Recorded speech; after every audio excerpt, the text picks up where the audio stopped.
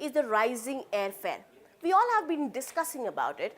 I'll take you live and show you how the airfare looks like. This is New Delhi to Patna flight, which you see on your screen right now.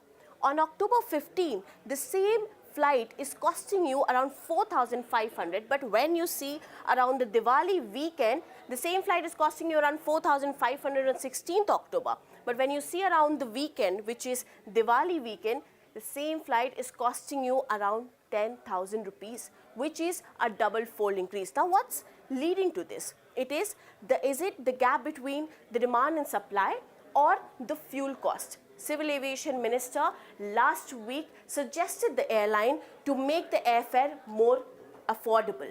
Will the airline step up and make our travel more affordable? It is yet to be seen. Time for a short break. More news and updates on the other side.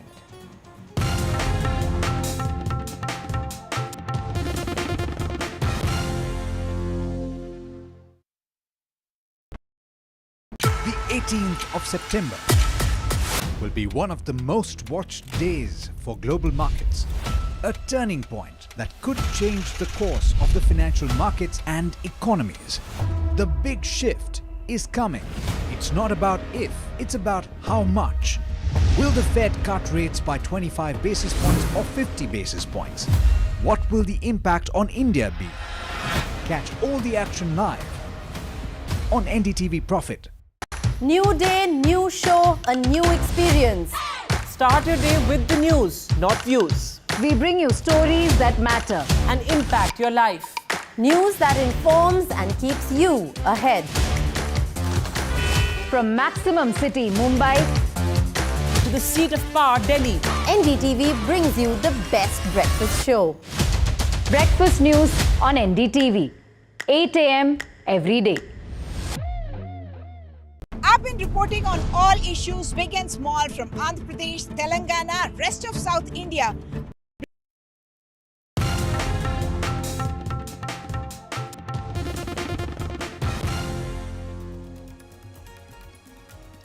Good morning, you're watching NDTV. I am Aditi Bhardwaj, and let's take a look at the top stories that we are tracking at this hour.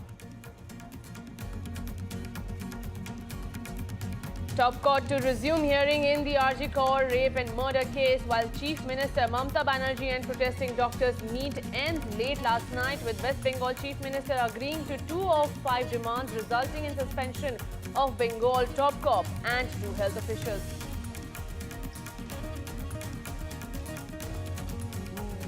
Modi government completes its first 100 days in governance. Projects worth rupees 15 lakh crore signed during the period in which government focused on key reforms.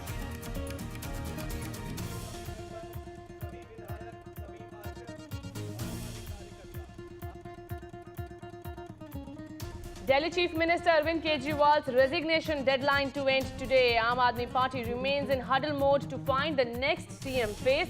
Delhi Chief Minister to meet LG VK Saxena today, likely to tender resignation, while BJP calls it a drama.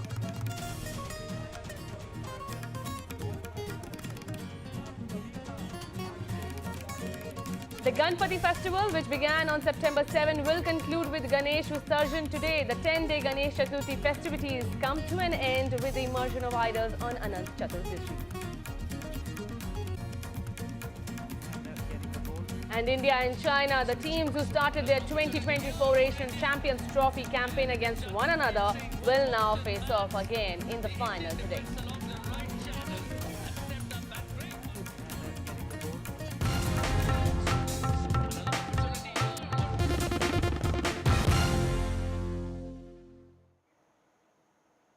And Bengal Chief Minister Mamata Banerjee, after meeting with the protesting junior doctors, has announced that she had agreed to 3 of the key 5 demands of the protesting doctors. First, the removal of 2 top officials of the health department and the chief of Kolkata Police. Along with it, the police chief of the city's north zone, where Arvind Medical College, the hospital where the rape murder of a young doctor took place, is located, will also be removed. Though the impasse is solved, the protest and the seize work is expected to continue till the formal orders are issued today in the morning. The Chief Minister's announcement took place close to midnight after a 2-hour meeting with the protesting doctors and another 2.5 hours to type out the minutes of the meeting. Ahead of the meeting, the state government had described it as the 5th and final invitation for talks. Let's listen into what West Bengal Chief Minister Mamta Banerjee had to say after the meeting, and my colleague Saurabh Gupta has more details. अगर काम करते करते किसी को 2 minute देर हो जाता है, कोई काम पे अगर थोड़ा गलती हो जाता है तो उसको लेके अगर किसी को गुस्सा है तो गुस्सा निभाने के लिए, गुस्सा निपटाने के लिए हमने कोशिश किया। हेल्थ डिपार्टमेंट, पुलिस डिपार्टमेंट में जो जस्टिस उन्होंने मांगा, हमें कोशिश किया। हमारा पुलिस जो सीपी को हम चेंज करने का फैसला किया है, उनको साथ बात करके उनको कॉन्फिडेंस में लेके, उन्होंने भी नहीं चाहते थे जितना उसका खिलाफ में बहुत सारे बात उठाया। उन्होंने भी कहा कि हमारा भी परिवार है, हमारा परिवार को अच्छा नहीं लगता, इसी के लिए हम भी छोड़ने चाहते हैं। उन्होंने खुद डॉक्टर लोग जब मिलने गया था तब उन्होंने बताया। Well, big decisions announced by Chief Minister Mamta Banerjee post midnight. Now that meeting with the junior doctors went on till very late in the night, and of course after that the junior doctors have gone for a meeting to probably take their next step, which in all likelihood would be calling off their protest. However, the Chief Minister Mamta Banerjee announced in a series of decisions the removal of the Kolkata Police Commissioner Vineet Goyal, also the removal of DC North, against whom the family had made allegations. 2 top health department officials have also been removed as per the demands of the protesting junior doctors. The health secretary, whose removal also the junior doctors had demanded, that has not been done, and Mamta Banerjee explained that they cannot clear out an entire department. There needs to be continuity, and therefore the health secretary will continue. However, these are a series of decisions that Mamta Banerjee announced in order to allow the junior doctors to call off their strike. That has been an appeal from the government for day one. The Mamta Banerjee, remember, herself gone to the dharna site to convince these doctors to call off their protest. She had announced that she would look into their demands and take a decision soon. And of course, on Saturday that meeting did not materialize. But finally on Monday, a day before the Supreme Court hearing on Tuesday, that decision, that meeting happened and the decisions were reached. The minutes of the meeting have been shared as per the condition of the doctors.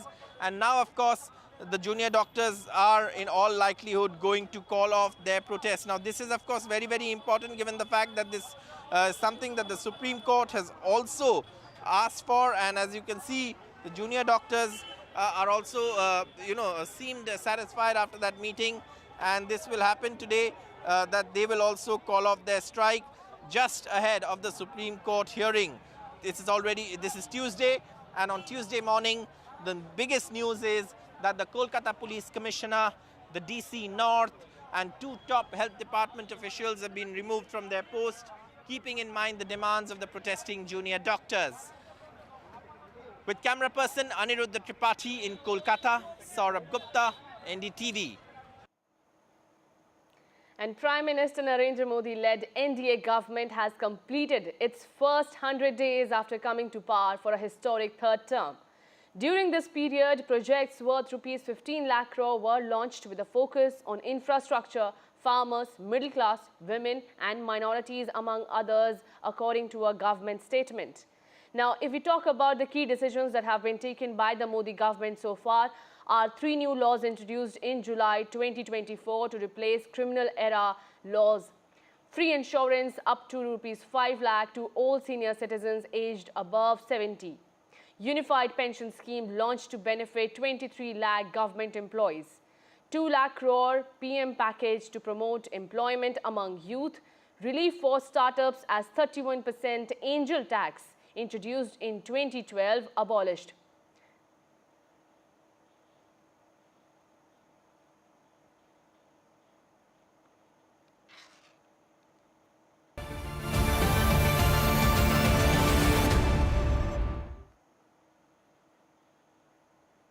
And And viewers, just few hours to go before the Delhi Chief Minister Arvind Kejriwal is likely to tender his resignation. Remember, he gave the deadline of 2 days, and today is the last day of this deadline to be over. Meanwhile, the Aam Aadmi Party is in huddle mode today as well. There will be several meetings where they will do a manthan on who can take the charge of the Delhi Chief Minister and who will sit on the throne of Delhi Chief Minister's chair. But it remains to be seen who will be finalized. At today at 4:30 is the key meeting between Delhi LG and the Chief Minister Arvind Kejriwal. Whether or not he'll tender his resignation remains to be seen.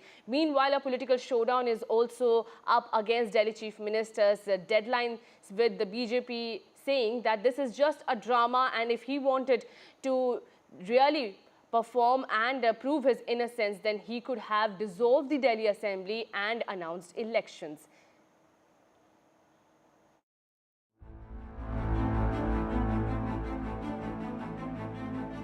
A key meeting between the Aam Aadmi Party big guns, but no answers so far on who will be Delhi's next chief minister once Arvind Kejriwal resigns on Tuesday, after he meets LG Vinay Saxena. Like Mr. Kejriwal, Manish Sisodia, the former deputy chief minister, has also said he will go to the people and return to office only after re-election. This effectively means that the top leaders of the Aam Aadmi Party are not in the race for the chief minister's post. The CM change for Aam Aadmi Party comes less than a year before the crucial assembly election in India's capital. While polls are due in February 2025, Arvind Kejriwal has pitched for an early election, saying he will return to office only after the people's verdict on corruption allegations. Delhi ministers Atishi, Saurabh Bhardwaj and Kailash Gehlot are being seen as frontrunners for the top post. उस मुख्यमंत्री का विश्वास अपनी जनता पे है और अपनी ईमानदारी पे है। दिल्ली के लोगों के अंदर ऐसी उत्सुकता है कि चुनाव हो और हम वोट डाल के अरविंद केजरीवाल को कल ही दोबारा मुख्यमंत्री बने, ऐसी बेसब्री है आज। Even though this chief ministerial stint will only be for a few months, the Aam Aadmi Party leadership would be looking to choose prominent leaders who can articulate the party's position on key issues and has wide acceptability among the party ranks.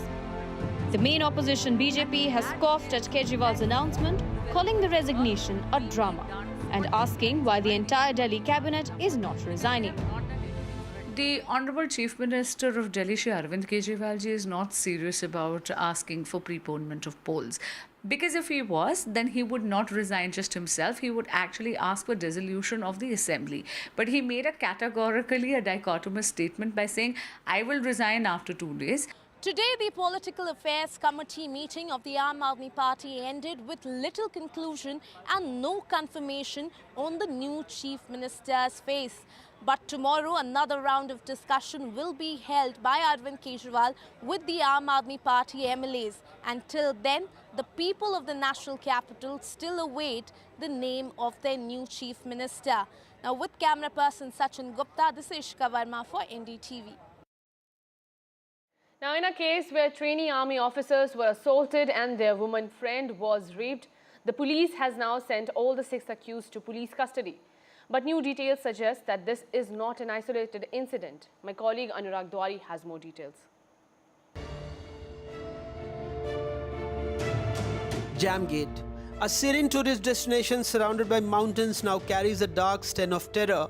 In a shocking incident on Tuesday night, 2 trainee army officers and the female friend were brutally assaulted by armed miscreants near Jamgate. The attackers, intent on looting, beat up the officers and left the victims deeply traumatized. While the male victims provided statements, the female victim, who is alleged to have been gang raped, has been unable to speak since the attack. Every attempt by the police to take her statement has failed as she remains in shock. महिला ने अभी अपने कथन नहीं दिए हैं। उनसे कथन के बारे में दोबारा पूछा गया था। उनके द्वारा भी ये कहा गया कि वो अभी कथन नहीं देना चाहेंगी। जब उनके कथन आ जाएंगे तो आगे की पूरी कार्रवाई और आगे की पूरी जो इन्वेस्टिगेशन है वो आगे बढ़ाई जाएगी। This isn't the first time such criminals have targeted tourists in the region. These miscreants lurk in isolated spots, waiting for the chance to strike, often committing robberies and violent crimes. Madam यहाँ अंधेरा ही रहता है, रात को तो बहुत ये रहता है ना, जंगली इलाका है यहाँ पे, आना जाना मना रहता है, पर्यटक वाले घूमने वाले आते जाते रहते हैं। अब यहाँ तो कुछ भी हो सकता है अंधेरे के टाइम में, रात के समय लूटपाट भी होती रहती है। अच्छा, बदमाश मतलब घूमते रहते हैं, पहली बार ऐसा नहीं हो रहा है? बदमाश घूमते रहते हैं। अच्छा अच्छा, कोई आता है रात में? आपने कभी आते हुए देखा है यहाँ पर किसी को? यहाँ तो वो सभी लोग बहुत आते जाते हैं, मऊ के न, इंदौर के न, सभी दूर के। अच्छा अच्छा अच्छा, रात में भी आते हैं? रात में भी आते हैं। All 6 accused in this latest incident have a criminal past. They are no strangers to violent crimes, with numerous serious offences already registered against them. Anil Baror, who is the leader of the gang, previously involved in extortion from a finance company, robbery and a family dispute case. Pawan Bansunia, known for smuggling banned liquor and robbery. Ritesh Bhabar, mastermind with multiple serious allegations including a registered murder case. Rohit Girwal, Sandeep Waria and Sachin Makwana, all with prior criminal records.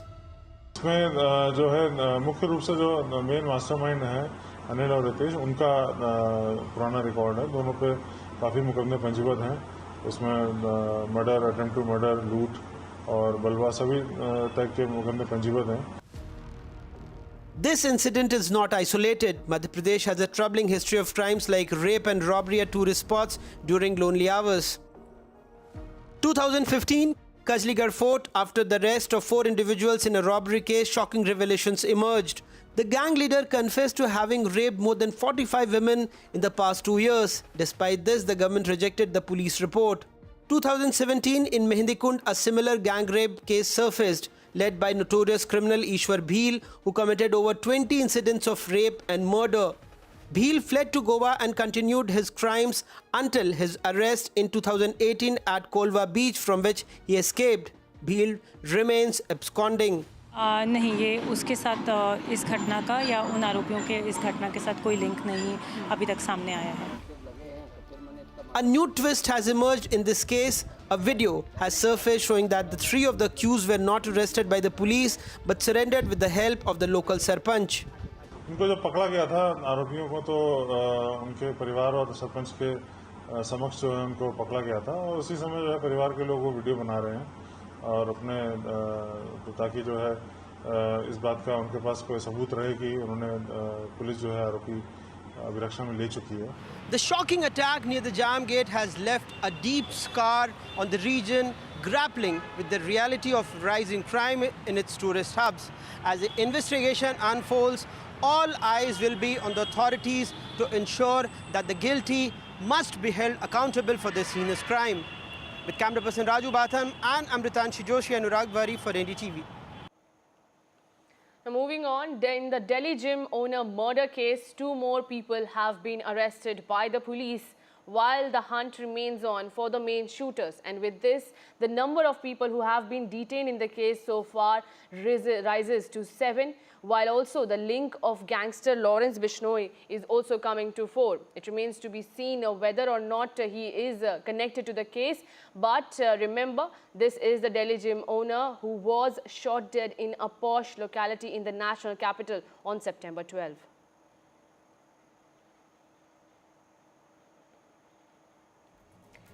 And with that, we're slipping into a very short break. But after the break, we will tell you what's happening with the Ganpati Bappa Moria celebrations.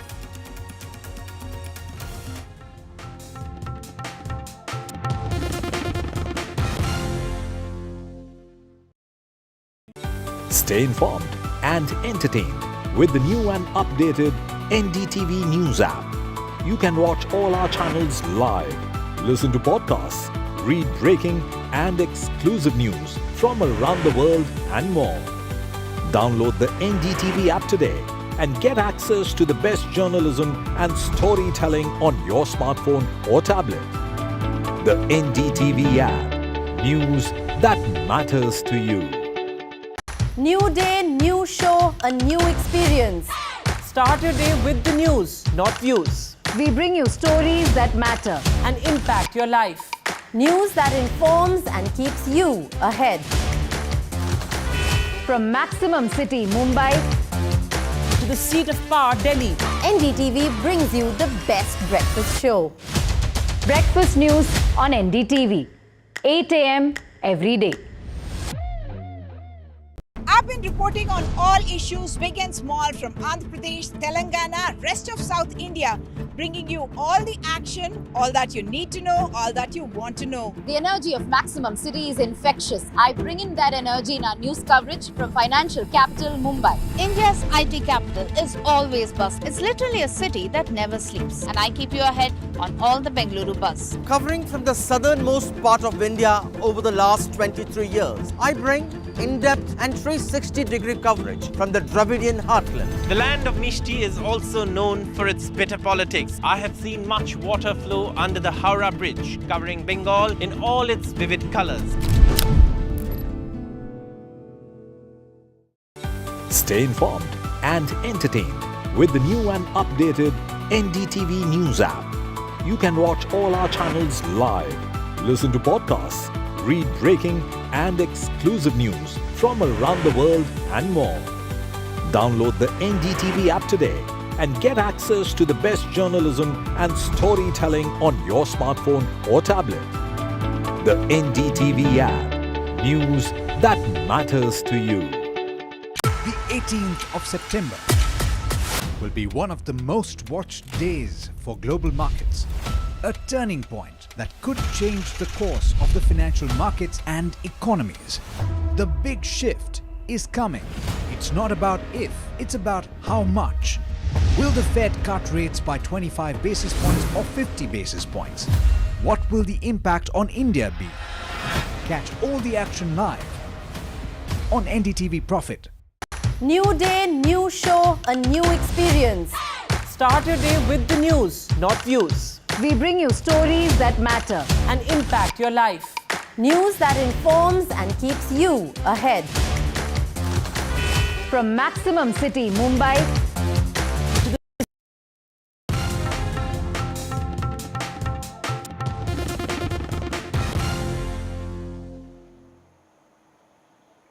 The Ganpati festival, which began on September 7, will conclude with Ganesh Visarjan today. The 10-day Ganesh Chaturthi festivities will come to an end with the immersion of idols on Anant Chaturdashi.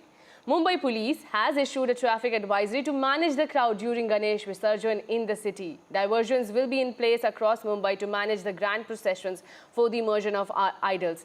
My colleague Juhi Chanda is also joining me from Mumbai. Juhi, Ganpati Bappa Moria to you first, and take us through how the people are celebrating the last day of Ganesh Chaturthi, and how are you celebrating?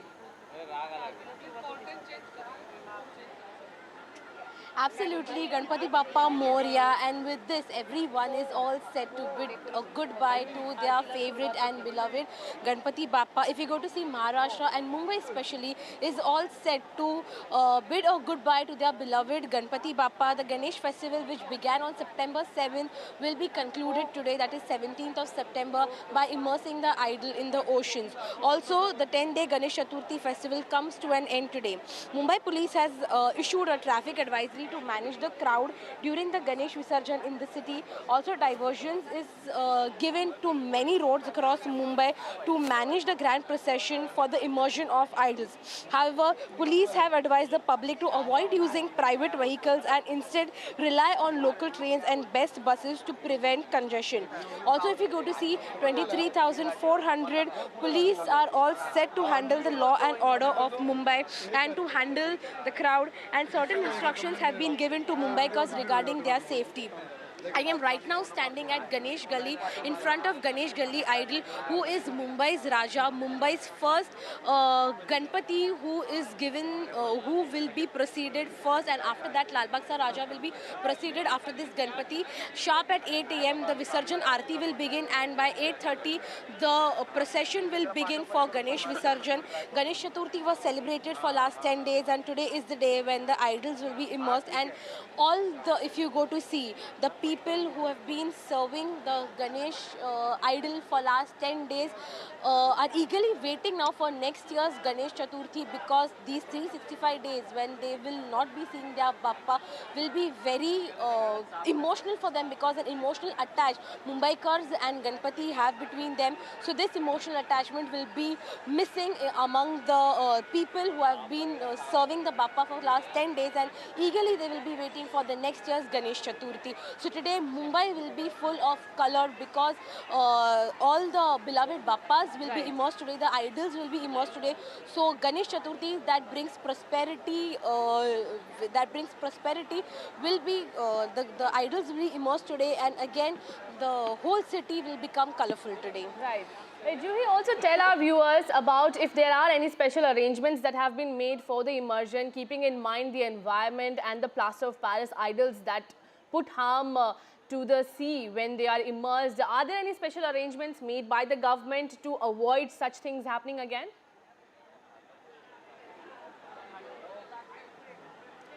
Yes, there are special arrangements made by the BMC, that is the Brunei Mahanagar Corporation, because many POP idols, those are the home idols which we call as the Gharguti Ganeshotsav, will be immersed in the artificial ponds that have been prepared by the BMC in various areas.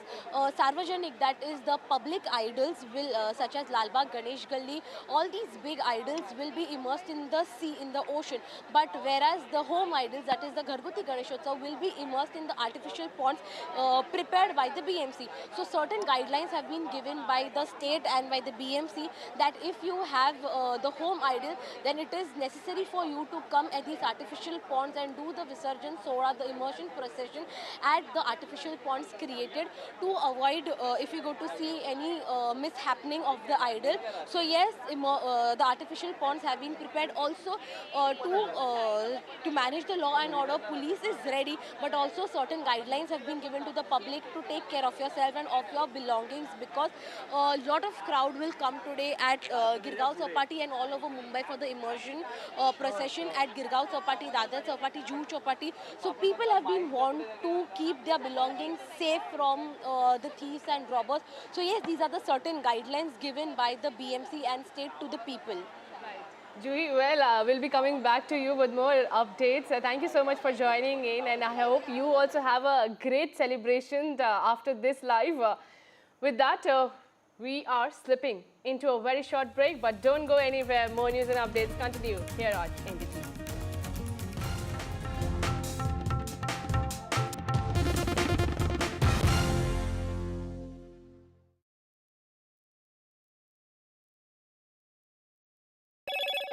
Hello, Moto. Motorola Razr 50 Ultra comes with Google Gemini.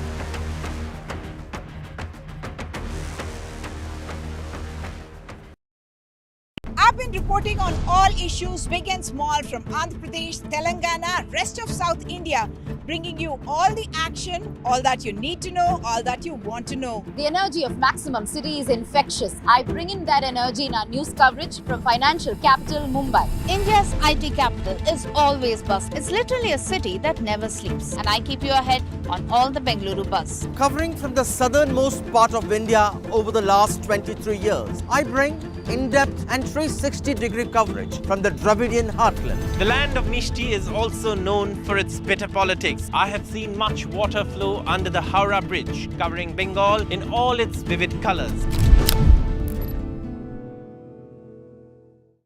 Stay informed and entertained with the new and updated NDTV News app.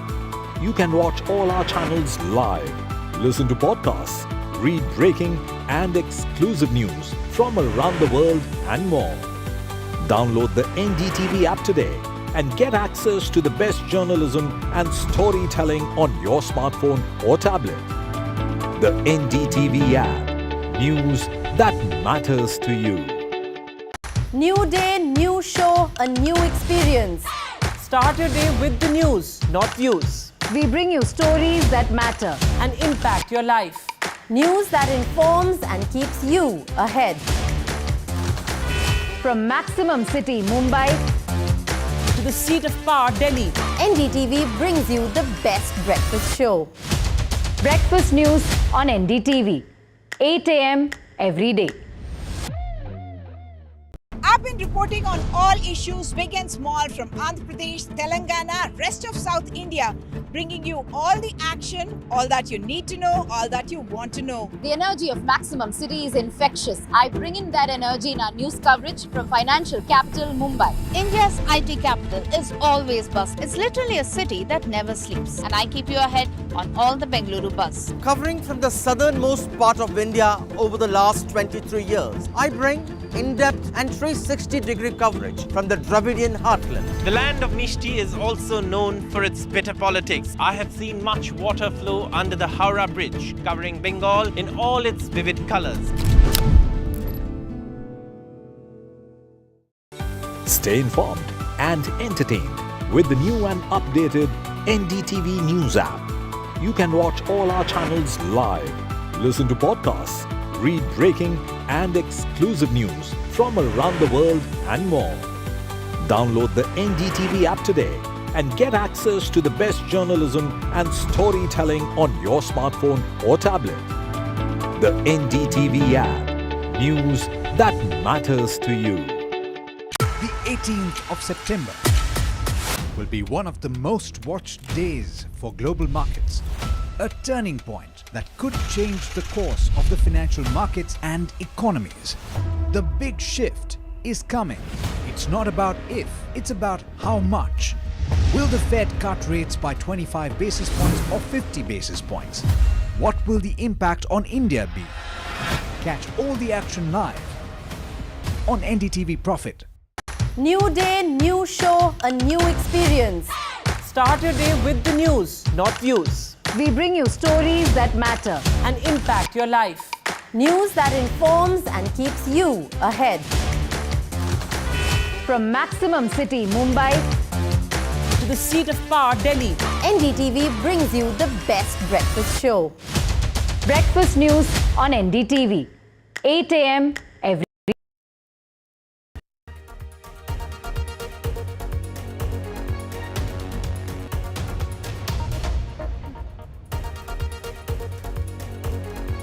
Watching the world 24/7 on the NDTV network. I'm Parmeshwar Bava. Let's begin with the top stories you need to know. Iran Supreme Leader Saeed Ali Hosseini Khamenei listed India along with Gaza and Myanmar as one of the places where Muslims are suffering. Reacting to this, India strongly deplored the comments and called them misinformed and unacceptable.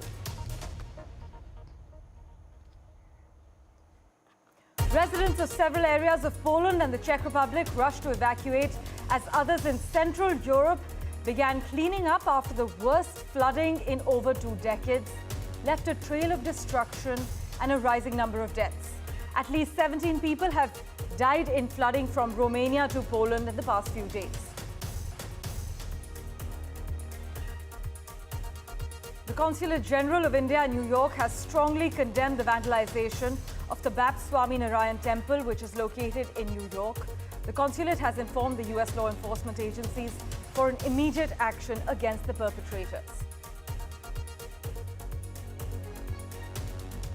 Russia will expand its army to 1.5 million active troops, making its military the world's second largest after China's, as it seeks to eject Ukrainian forces from its Kursk region.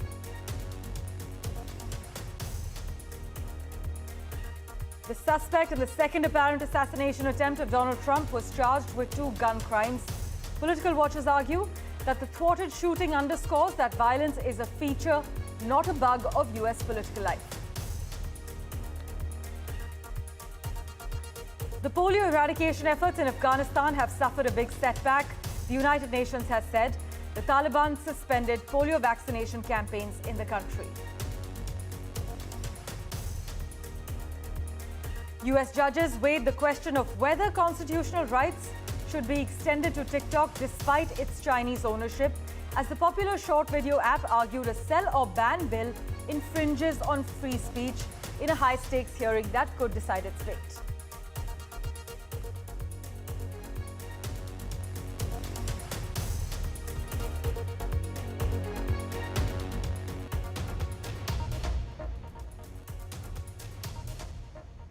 Our big focus, Iran Supreme Leader Saeed Ali Hosseini Khamenei has included India alongside Gaza and Myanmar as regions where Muslims are experiencing hardship. In response, India strongly condemned Khomeini's remarks, calling them misinformed and unacceptable. But in a post on X, Mr. Khomeini had said the enemies of Islam have always tried to make us indifferent with regard to our shared identity as an Islamic Ummah. We cannot consider ourselves to be Muslims if we are oblivious to the suffering that a Muslim is enduring in Myanmar, Gaza, India, or any other place. Hours later, in retaliation, our Ministry of External Affairs released a sternly worded statement. It declared, "We strongly condemn the Supreme Leader of Iran's comments about minorities in India. These statements are based on misinformation and are unacceptable. Countries should review their own records on minority issues before commenting on those of others."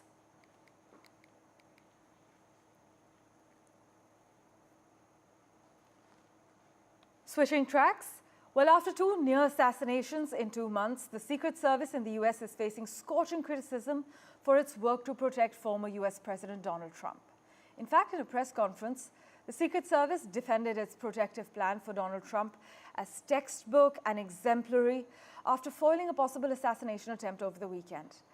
But the press conference came the same day the suspect, Ryan Ruth, who's 58 years old, was charged with possession of a firearm by a convicted felon and possession of a firearm with an obliterated serial number. Authorities said Ruth left a semi-automatic rifle at the scene, where a federal criminal complaint alleges that he may have been waiting for Trump outside his golf course near Mar-a-Lago for almost 12 hours. Benji Hire reports for NDTV. The suspect was seen shackled, his alleged crime related to his weapon, and if he was allowed to own one, giving multiple past arrests. Ryan Routh had wildly swinging political beliefs, having voted for Trump in 2016, but also been a staunch supporter of Ukraine in unconventional ways. He discussed a far-fetched plan to recruit Afghan soldiers fleeing the Taliban to fight there against Russia. We'll learn much more about him as investigations proceed and as evidence is examined. He left behind his gun, bags and a GoPro at the scene, where he lay waiting for more than 11 hours before being scared off by Secret Service shots. Big questions then over how this was able to happen, not least given the enhanced protections put in place following another assassination attempt on Trump just 2 months ago. President Joe Biden says the Secret Service needs more help, the agency warning that we are living in dangerous times. Its acting director was taking part in a press conference alongside the FBI and local law enforcement earlier. The Secret Service's head confirming that Trump's security is now, quote, at its highest level. The former president made his own statements blaming both Biden and Kamala Harris for inciting the gunman's actions because of his communist left rhetoric. He wrote, "The bullets are flying and it will only get worse," he said, before railing against immigration, suggesting the US border be closed. The suspect, is important to note, is not an immigrant, and the Vice President and the President have roundly condemned political violence rather than stoke it. In fact, I told the president did reach out to Donald Trump, but at the time, the former president was not available to pick up the phone. Look, this is an unprecedented, dynamic, deeply fraught campaign, even more so now, but still, the race for the White House goes on, Trump vowing to never back down as he vies for the Oval Office again. Benji Hire, NDTV in Washington. And joining us for further clarity, political analyst Jake Novak. Thanks so much, Jake, for joining us on the World 24/7. There are serious questions regarding how another would-be gunman was apparently able to camp undetected near Trump's golf course for nearly 12 hours before being confronted by a Secret Service agent who opened fire. Trump has said the Secret Service did an absolutely outstanding job, but would you argue otherwise? Well, I think that the Secret Service is, as President Biden said, does need more help, but it needs more help from him and his administration. The outrage here isn't just that this man was stalking Donald Trump. That's the word, stalking, for about 12 hours. But it's questionable how this man was able to travel so easily internationally, How was he able to get a gun? He has several felony convictions against him. He has open cases against him. It's too much of a coincidence. Whoever allowed him to get away with as much as he got away with knew what they were doing. That's really the only explanation. It is very hard for anyone, even with a small conviction, to travel to Ukraine, to travel all across the United States, to buy a weapon in that way. It's not easy. So somebody was it seems very likely, sadly to say, that someone deliberately was letting this guy roam free. For what reason, we don't know. And I'm not saying they were hoping that he would kill the President Trump, but absolutely law enforcement was letting him get away with a number of different things that he should never have been allowed to get away with. Right. Meanwhile, many argue that Trump has often treated political violence as a resource. In fact, case in point being the bomb threats in Ohio after the former president claimed that immigrants were eating pets. Is Trump's team likely to utilize political violence to their advantage? Jake, what are you picking up on? What is your perspective?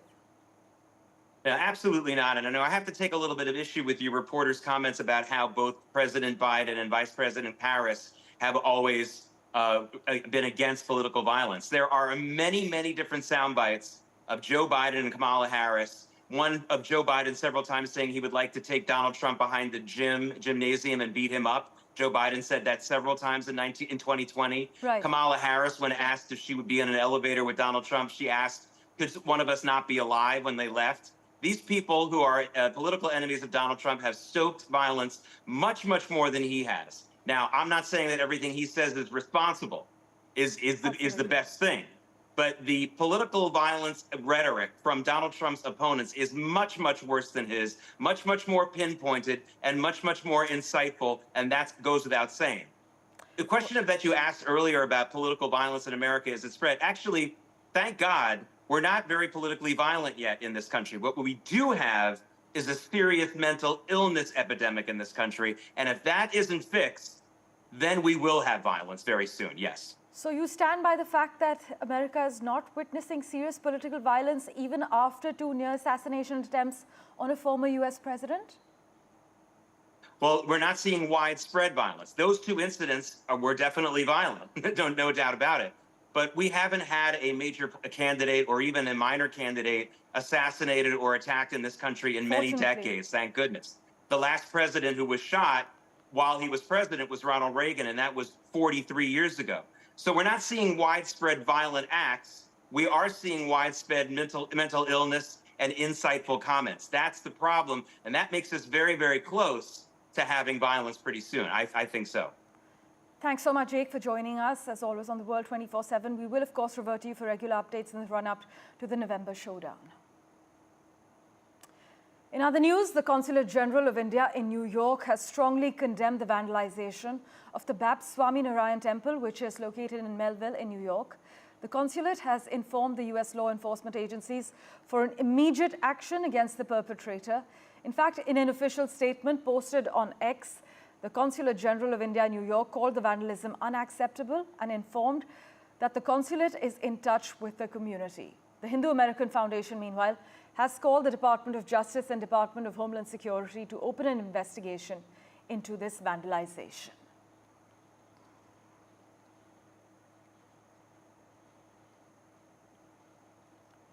Well, with that, let's turn our attention now to Central Europe. Residents of several areas of Poland and the Czech Republic rushed to evacuate as others in Central Europe began cleaning up after the worst flooding in over 2 decades left a trail of destruction and a rising number of deaths. A firefighter died during a flood rescue in Austria, and 1 person drowned in Poland as torrential rain caused by Storm Boris continued to cause absolute havoc across Central and Eastern Europe. In Romania, 5 people have died while several remain unaccounted for in the Czech Republic.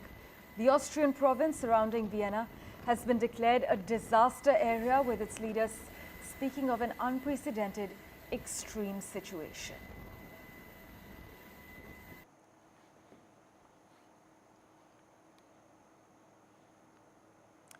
Well, switching tracks to Russia now. Russia will expand its army to 1.5 million active troops, making its military the world's 2nd largest after China's, as it seeks to eject Ukrainian forces from its Kursk region. However, experts are questioning whether Moscow was prepared to fund the expansion, the third since the war began, given the strain on its defense budget and an unpopular draft that has seen hundreds of thousands flee the country. The move came as the UK Prime Minister Keir Starmer considers allowing Kyiv to use its long-range missiles, which Vladimir Putin warned would put Russia at war with NATO. Permitting the weapons could jeopardize NATO's efforts to avoid escalating the conflict. In fact, Guardian's Simon Jenkins is arguing Western politicians eager to pose as tough guys do peace no service by promising to back Zelensky to total victory. Meanwhile, Facebook owner Meta has said it was banning RT and other Russian state media networks from its platforms, claiming the outlets had used deceptive tactics to carry out covert influence operations online. After careful consideration, we are expanding our ongoing enforcement against Russian state media outlets. This is what Meta has said, further adding that RT and other related entities are now banned from our apps globally for foreign interference activity. This is what the social media company has said in a written statement. Enforcement of this ban would roll out over the next coming days. In addition to Facebook, though, Meta's apps include Instagram, WhatsApp, and Threads. And essentially, this ban actually marks a sharp escalation in actions by the world's biggest social media company against Russian state media after it spent years taking more limited steps like blocking the outlets from running ads and reducing the reach of their posts.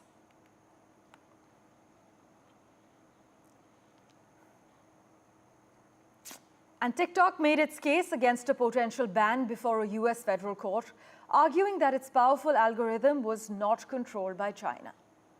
The app is suing the US after President Joe Biden signed a bill requiring TikTok's Chinese parent company ByteDance to divest from its US operations or face a ban, citing national security concerns. Its fate remains unclear, as the judges appeared skeptical of TikTok's arguments but also grilled the US government over First Amendment concerns. ByteDance, meanwhile, is developing its own artificial intelligence chip.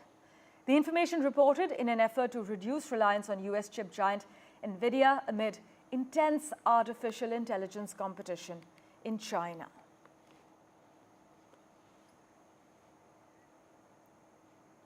Well, news and updates continue in a moment, right after this very short break. Don't go anywhere.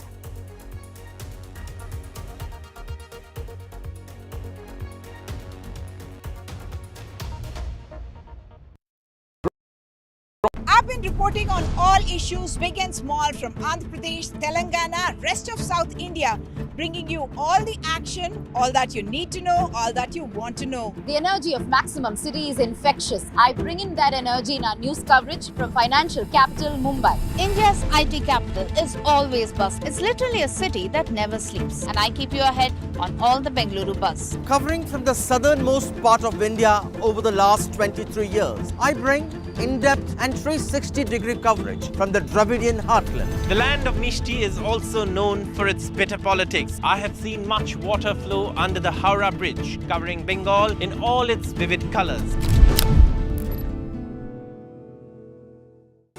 Stay informed and entertained with the new and updated NDTV News app.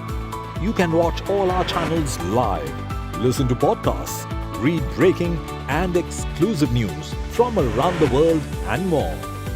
Download the NDTV app today and get access to the best journalism and storytelling on your smartphone or tablet. The NDTV app. News that matters to you. New day, new show, a new experience. Start your day with the news, not views. We bring you stories that matter and impact your life. News that informs and keeps you ahead. From Maximum City, Mumbai, to the seat of power, Delhi, NDTV brings you the best breakfast show.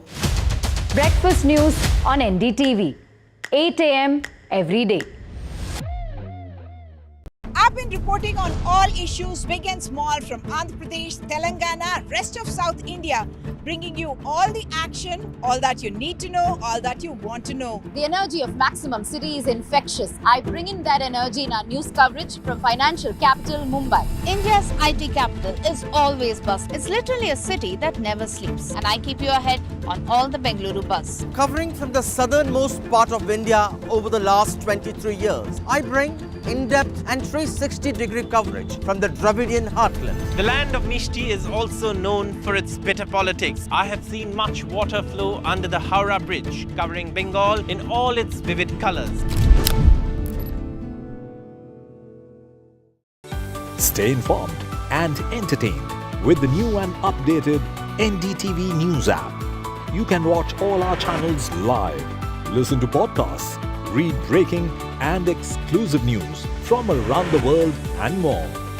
Download the NDTV app today and get access to the best journalism and storytelling on your smartphone or tablet. The NDTV app. News that matters to you. The 18th of September will be one of the most watched days for global markets. A turning point that could change the course of the financial markets and economies. The big shift is coming. It's not about if, it's about how much. Will the Fed cut rates by 25 basis points or 50 basis points? What will the impact on India be? Catch all the action live on NDTV Profit. New day, new show, a new experience. Start your day with the news, not views. We bring you stories that matter and impact your life. News that informs and keeps you ahead.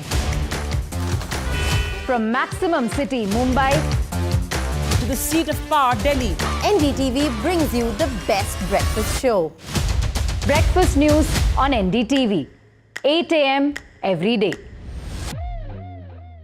I've been reporting on all issues, big and small, from Andhra Pradesh, Telangana, rest of South India.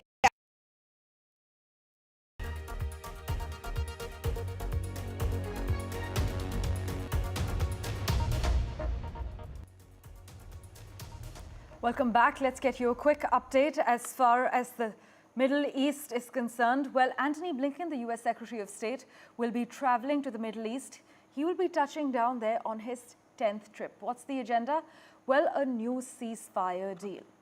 Let's take a look at what the reports are saying. US has warned Israel against the Lebanon war. Meanwhile, in fact, the Israeli Prime Minister has said that he will do what's best for Israel. The top US diplomat is going to be flying to Cairo to discuss the negotiations for a ceasefire in Gaza and broader regional security issues, as well as for talks with the Egyptian officials.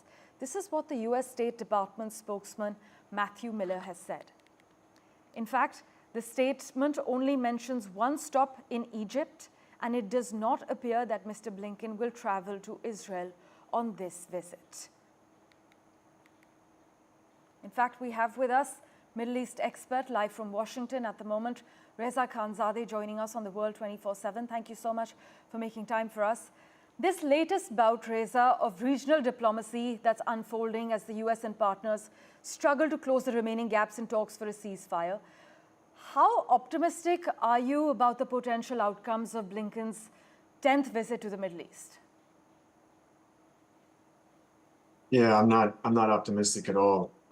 We're a few weeks away from the 1-year anniversary of the October 7 attacks, and negotiations have been on again, off again for these past 10 plus months, and no progress has been made. And essentially that's because no one involved in these parties are interested in the ceasefire. It serves each party's best interests for this conflict to continue. It serves Israel's, particularly the Prime Minister of Israel, Netanyahu, his best interests for this conflict to continue. Because once this conflict is over, his court hearings begin, and his subsequent conviction will then continue for him to possibly serve prison time. So he wants this conflict to continue. And for the Houthis who are involved, along with, Hamas and Hezbollah, essentially many of the proxies of the Islamic Republic, they want this conflict to continue, primarily for their own existential, well-being, if you will, but also because they want to keep the spotlight on the atrocities that is happening in Gaza at the hands of Israel and what they're doing to the citizens, the children, the women, the senior citizens of Palestine. And they feel like continuing this conflict will keep the spotlight on Israel and hopefully in their eyes show Israel as the bad guy on the world stage. And then when it comes to America, Washington, D.C., they right now are in the middle of, the election season, if you will, for the president of the United States. So right now, all focus is on that. Reaching a deal, especially for the Biden administration, would be nice. If he was running for re-election, I would imagine they would push a lot harder for a ceasefire so that he could use that on his campaign trail. But since he's not running, it's not a big deal for him. And he's a staunch, supporter of Israel and what they do. And he essentially turns a blind eye to what they have been doing in Gaza to the Palestinian people. So unfortunately, I'm very pessimistic as to this ceasefire deal being reached. Even with, Arab neighbors, Egypt, Qatar, being involved. Eye on the outcomes of Mr. Blinken's touchdown, the 10th one in the Middle East this time. Hopefully, there will be some positive outcomes. In fact, in an overnight meeting, though, I must inform our viewers, Israel has expanded its stated goals of the war in Gaza to include enabling residents to return to communities in northern Israel that have been evacuated due to attacks by Iran-backed Hezbollah in Lebanon. But Reza, thanks so much for making time for us on the World 24/7. We will, of course, keep reverting to you for regular analysis. Now, the news, the Taliban have suspended polio vaccination campaigns in Afghanistan. This is what the United Nations has confirmed as well. Afghanistan is one of the two countries in which the spread of the potentially fatal, paralyzing disease has never been stopped. The other is Pakistan, as you know. News of the suspension was relayed to UN agencies right before the September immunization campaign was due to start. But no reason was given for the suspension, and no one from the Taliban-controlled government was immediately available for comment.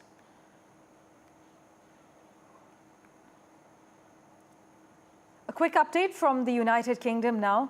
London's Oxford Street will be pedestrianised under proposals just set out by Sadiq Khan, the city's mayor, as he tries to make the famous thoroughfare the leading retail destination in the world.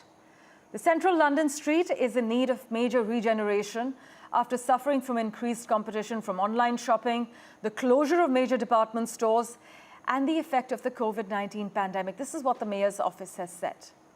But Sadiq Khan's years-long effort to pedestrianize the street has faced opposition over the disruption to traffic and public transport and concern about access for disabled people.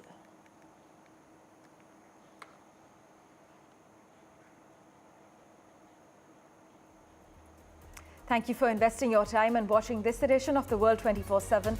We'll keep tracking the latest updates for you. Do stay tuned.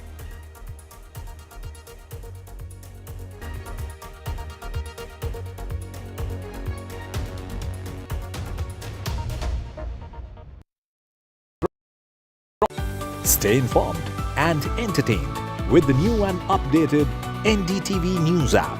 You can watch all our channels live, listen to podcasts, read breaking and exclusive news from around the world and more. Download the NDTV app today and get access to the best journalism and storytelling on your smartphone or tablet. The NDTV app. News that matters to you. New day, new show, a new experience. Start your day with the news, not views. We bring you stories that matter and impact your life. News that informs and keeps you ahead. From Maximum City, Mumbai, to the seat of power, Delhi, NDTV brings you the best breakfast show. Breakfast news on NDTV, 8 a.m. every day. I've been reporting on all issues big and small from Andhra Pradesh, Telangana, rest of South India, bringing you all the action, all that you need to know, all that you want to know. The energy of Maximum City is infectious. I bring in that energy in our news coverage from financial capital Mumbai. India's IT capital is always buzz. It's literally a city that never sleeps. And I keep you ahead on all the Bengaluru buzz. Covering from the southernmost part of India over the last 23 years, I bring in-depth and 360-degree coverage from the Dravidian heartland. The land of Mishti is also known for its bitter politics. I have seen much water flow under the Howrah Bridge, covering Bengal in all its vivid colors. Stay informed and entertained with the new and updated NDTV News app.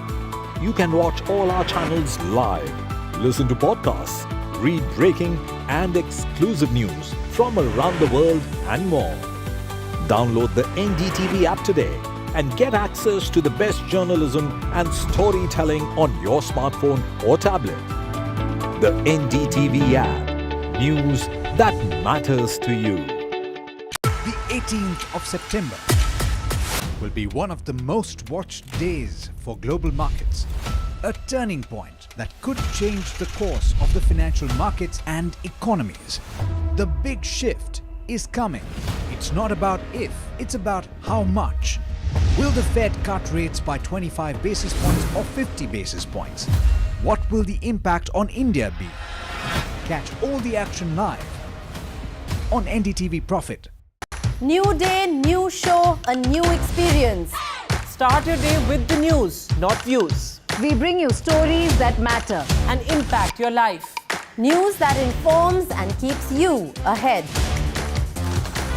From Maximum City, Mumbai, to the seat of power, Delhi, NDTV brings you the best breakfast show.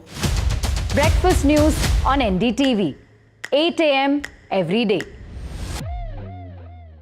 I've been reporting on all issues big and small from Andhra Pradesh, Telangana, rest of South India, bringing you all the action, all that you need to know, all that you want to know. The energy of Maximum City is infectious. I bring in that energy in our news coverage from financial capital Mumbai. India's IT capital is always buzz. It's literally a city that never sleeps. And I keep you ahead on all the Bengaluru buzz. Covering from the southernmost part of India over the last 23 years, I bring in-depth and 360-degree coverage from the Dravidian heartland. The land of Mishti is also known for its bitter politics. I have seen much water flow under the Howrah Bridge, covering Bengal in all its vivid colors.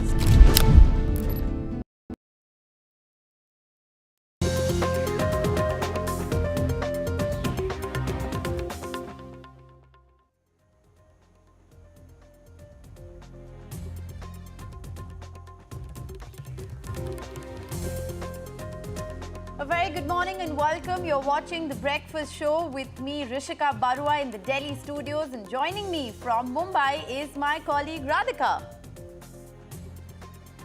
Thanks, Rishika. A very good morning to you. I'm joining you from Mumbai studios. And over the next hour, we will get you all that's making news from across the country and world. But first, let's take a look at the headlines.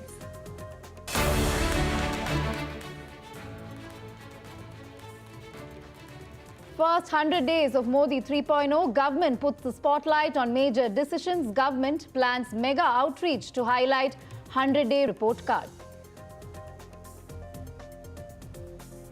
Mamata Banerjee blinks at the doctors' meet. Is it enough is the big question. The Chief Minister has agreed to remove the Kolkata top cop and 2 health officials. The doctors continue to cease work. The top court will hear the case today.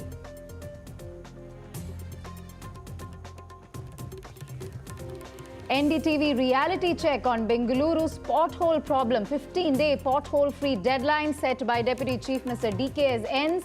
Will Bengaluru residents experience a smoother ride? And while it is the last day of Ganesh festivities across the country, Visarjan planned in Mumbai today amid heavy security and traffic restrictions. 21,000 police personnel, 71 control rooms and over 700 lifeguards have been deployed across the city. And India and China, the teams who started their 2024 Asian Champions Trophy campaign against one another, will now face off once again in the finals on Tuesday.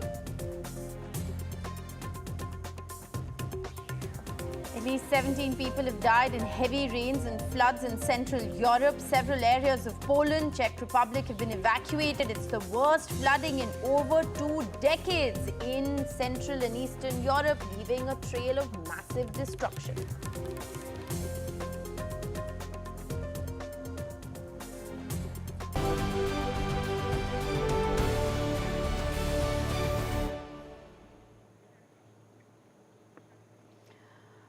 First up, the big story. Modi 3.0 government, Rishika, completes 100 days in power. In fact, government says major reforms were implemented across several sectors over the last 100 days. In fact, decisive steps taken in the first 100 days is the claim that has been made by the government led by Prime Minister Modi. In fact, the central government, they're saying that much has been done for women, youth, farmers, and across several key focus areas. Well, absolutely. The opposition, of course, Radhika, has hit out saying that, the first 100 days of Modi 3.0 has been marked by several U-turns, in fact, but new laws have been introduced in July, replacing the criminal era law. So the BNS, of course, has been one of the big headlines as far as the Modi government is concerned. Free insurance up to 5 lakh rupees to all senior citizens, age 70 and above, which was the most recent decision that was taken, has also been widely appreciated, across the scheme. The unified pension scheme that was launched, benefiting 23 lakh employees, according to government estimates. So a lot has been done with a focus on jobs, startups as well. Radhika, it's going to be interesting to see how the government actually now positions this among the masses. And to talk more about what is the government's plan of action, we have Vasudha Venugopal joining us live with the very latest. Vasudha, you accessed that interesting document yesterday, which actually in a certain sense details out the Modi government's plan of action to take the message forward to the people in terms of what work the government has done in the first 100 days. And it is a coalition government, so it's actually NDA 3.0 in a certain sense. But break it down for us. What are some of the big achievements that the government wishes to talk to the people about at this point? Well, good morning, Rishika. Good morning, Radhika. So today is an important day for the government. Modi 3.0 finishes 100 days in power. And even before the elections were held, the Prime Minister actually met with his Council of Ministers and also secretaries then, and he made it very clear that the first 100 days of his third term are going to be, agenda setting. They are going to be, they are going to usher in reforms. And he has given a new mantra to his bureaucrats and to his ministers. He has told them in his first Council of Ministers that they have to perform, reform, transform, and inform. The focus is not just on performing, but also on informing people as to what work the government is doing. So clearly, that seems to be the focus of the government. The government has made it very clear. In fact, it has released a statement yesterday saying that projects up to an outlay of 15 lakh crore have been announced in the last 100 days, of which a bulk of this is with regard to infrastructure. So if you look at the Bardhaman project that's coming up in Maharashtra, or the Sikimla tunnel, which basically connects Himachal Pradesh to Ladakh. So these are some important infrastructure projects. There are also Vande Bharat trains. Yesterday, the Prime Minister gave an interesting statistic. He said that there's been one Vande Bharat train that has been launched in every 15 days in the last 100 days. So that is very interesting. There are also metro rails which have begun in cities like Pune, several parts of Bengaluru. So yesterday we saw the Prime Minister talking, inaugurating the rapid rail in between Ahmedabad and Bhuj. So clearly the focus seems to be on infrastructure, the focus seems to be on jobs, because a huge program, almost 2 lakh crore worth, has been inaugurated, has been launched to help youngsters, unemployed youngsters, find jobs within the private sector. So clearly that is one area that the government wants to focus on. It has made it very clear that its focus is also on women. So Lakpati Didis, getting more women into the workforce is something that is the focus for it. And of course, the two most important decisions that the Prime Minister took immediately after coming to power. One is 3 crore housing, approving 3 crore housing, and the second is approving the 17th installment of the Kisan Samman Nidhi. So clearly these two things are important. policy-wise, Ayushman Bharat, the benefits of Ayushman Bharat, the government's most important flagship health insurance scheme being extended to everyone who's 70 plus, is a big policy decision. And in terms of ideology, I think the Waqf Act, the amendments to the Waqf Act that have been introduced by the government shows that it doesn't want to be on the back foot, even if it's not like a complete majority government when it comes to its own politics. That is one thing that the Narendra Modi government has made it very clear. So I remember in 2019, the focus was so much on the Ram Temple, and of course, the CAA came about in August 5th, Article 370. So a lot of focus was on getting their basics right. It was a government with an ideology, but now they seem to be far more short-footed when it comes to governance, and that seems to be the focus. Right. And today, also what I wanted to ask was the substantial concerns that have been raised by the opposition. The opposition has called the government weak, calling them a government that is making a lot of U-turns, unstable, marked with instability, something they have said, indecisiveness. So what are some of the substantial concerns that have been raised by the opposition at this point, even as Modi government, has achieved 100 days here? I think the three most important concerns that the opposition has raised is, one is it is alleging that the government is going back on a lot of decisions that it has been taking. The second thing, it basically says that there have been security threats, there have been encounters in the Kashmir Valley, which is actually true. And the third thing is they feel that geopolitically India has been isolated. Indo-China policy needs to be better defined. With regard to the first point, there have been U-turns by the government. Nobody is denying when it comes to lateral hiring policy, or for that matter, even the broadcasting bill, or a couple of other things. But remember that the government also wants to be more consultative now. The government wants to put in, a very representative figure, which is why the lateral hiring announcement was taken back, because the Prime Minister feels that there needs to be more SC, ST, OBC representation in bureaucracy, and which is why for the first time as a reporter, I feel there are almost 10 to 12 secretaries in the union government which come from deprived sections of the society. This has never happened in the past. So clearly the government seems to be working on that front. When it comes to the broadcasting bill, I understand that the ministry officials did go through the bill and they found it to be wanting in terms of a lot of clauses. They didn't want it to become controversial because it had very strict clauses for influencers. So that is something that the government did not want to do. So I would see it as the government not wanting to make, not wanting to usher in into fresh controversy. So this is a cautious government, but at the same time, it is making bones about being clear that ideology and politics matter to it, and of course, its focus seems to be completely on governance. Well, absolutely, and big ticket reforms, Vasudha, whether it is the talk of uniform civil code, which has been implemented in one state already, but being mulled at least in 5 different states, as we know, or whether it is, the one nation, one election story that you broke about 48 hours ago. I think those are some of the big ticket reforms that the government is incumbent upon working towards in the coming days of this term of the NDA 3.0. It's going to be very interesting, Radhika, to see how this plays out. Thanks very much, Vasudha, for joining us. Akhilesh has also sent us a report on what this 100-day plan of action looks like. Let's take a look. Well, it's a big day as far as the BJP and the government is concerned. Today, Modi 3.0 completes the first 100 days in the office. And apart from that, today is also Prime Minister Narendra Modi's 74th birthday. For that, BJP has chalked out nationwide programs for the next 15 days. And as far as the government is concerned, party is saying that in the first days, the BJP and the government was able to deliver the promises made in the run-up to the 2024 Lok Sabha elections. Of course, it was a setback that the BJP on its own could not get the majority, but still the party is trying to send a very clear message that the government is not working under any pressure. It is the continuation of the same policies and the agenda which was declared by the BJP before coming to power in 2014. So for the past 10 years, the same policies are being continued. Of course, there can be a modification or tweaking somewhere in the policies, but broadly, the policies and the agenda will continue. And as far as the alliance pressure is concerned, the party sources are very clear that since 2014, this was a coalition government, and alliance partners were also part of the government since 2014. So there's no question of buckling under any pressure. And yesterday also Prime Minister Narendra Modi was very clear that he has never buckled under any pressure. So he will continue to do whatever he has been doing, and he will continue to work for the welfare of the country.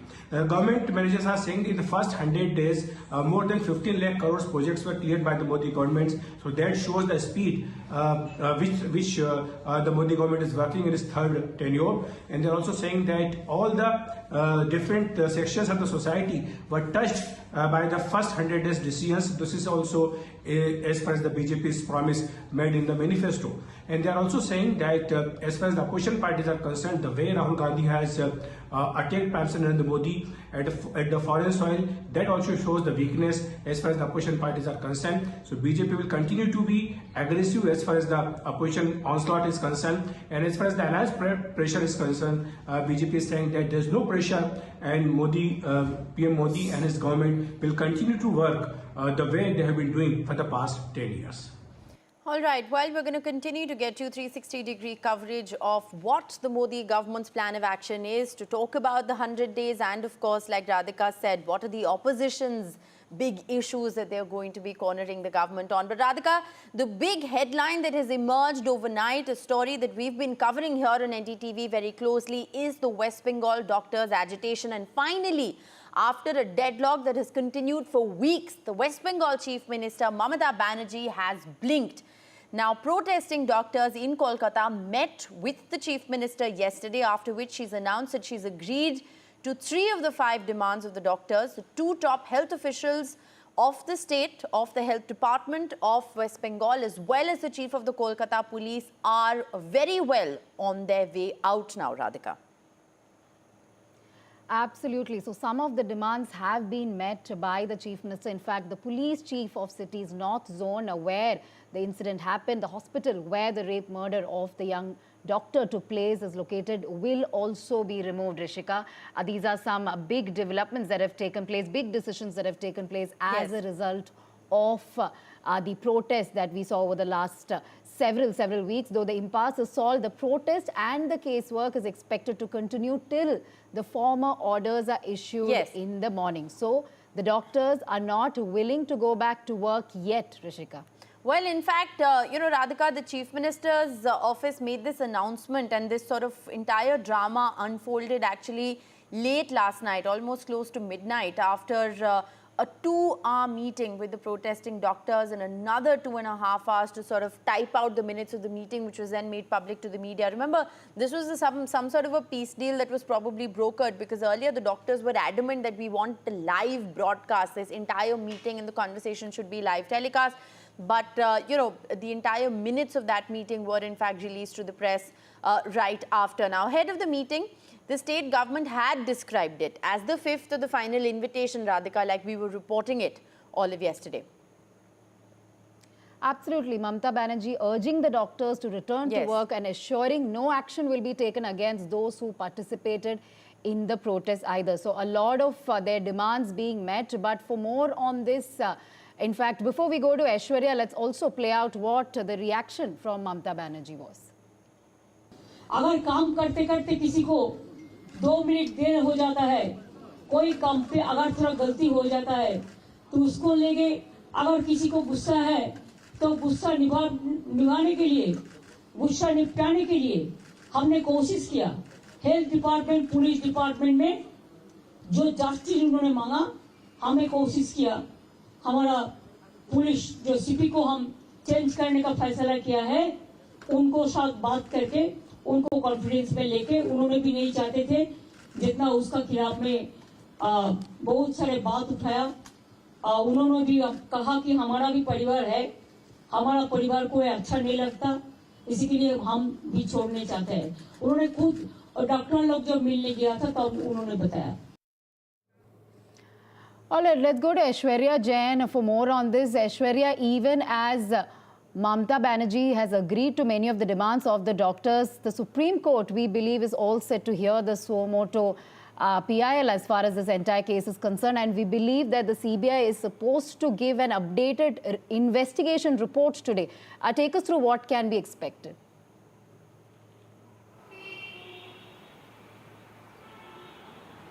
Well, yesterday's decisions that West Bengal Chief Minister Mamta Banerjee has taken after a 42-member of delegation of junior doctors met the Chief Minister. Now, this meeting and the decisions taken by West Bengal Chief Minister has been termed as victory of masses because important decisions were taken. Of course, Kolkata Police Commissioner Mr. Goyal had been removed, Director of Medical Services, Director of Health Services had been removed, and also, 3 out of 5 demands that had been met yesterday. But this, minutes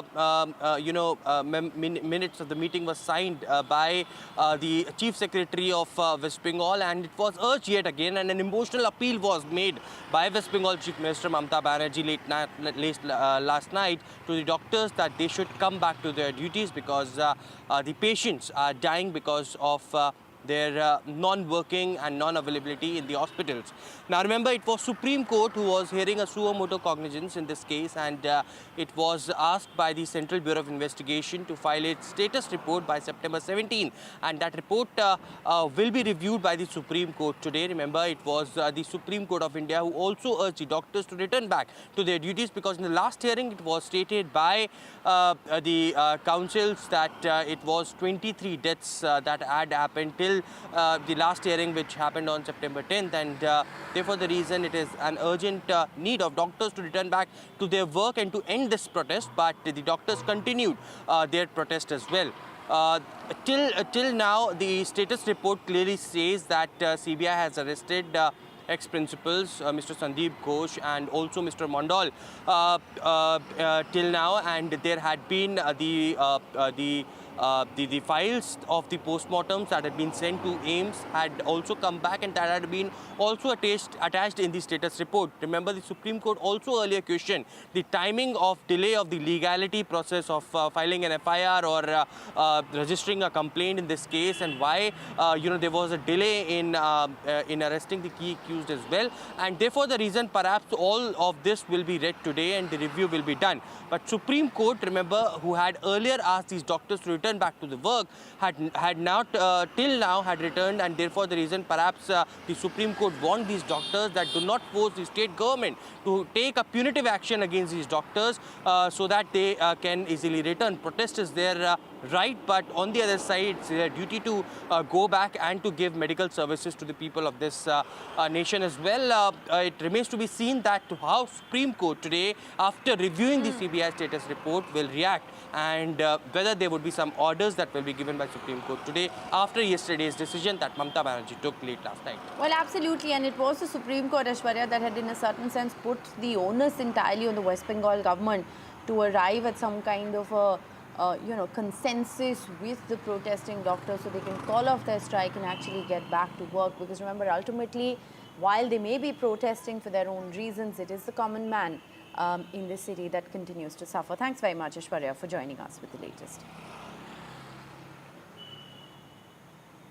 All right, let's move on, Rishika, this time to Bengaluru. In fact, deadline for filling up potholes in Bengaluru has come to a close. In fact, civic body was directed by the state government to fill all the potholes in the city by September 16. Today is September 17, so we'll have to do a reality check on September 1. Deputy Chief Minister of Karnataka, D.K. Shivkumar, because of various complaints as far as potholes in the city are concerned, directing the civic body, the BBMP, to fill up all of them in 15 days, Rishika.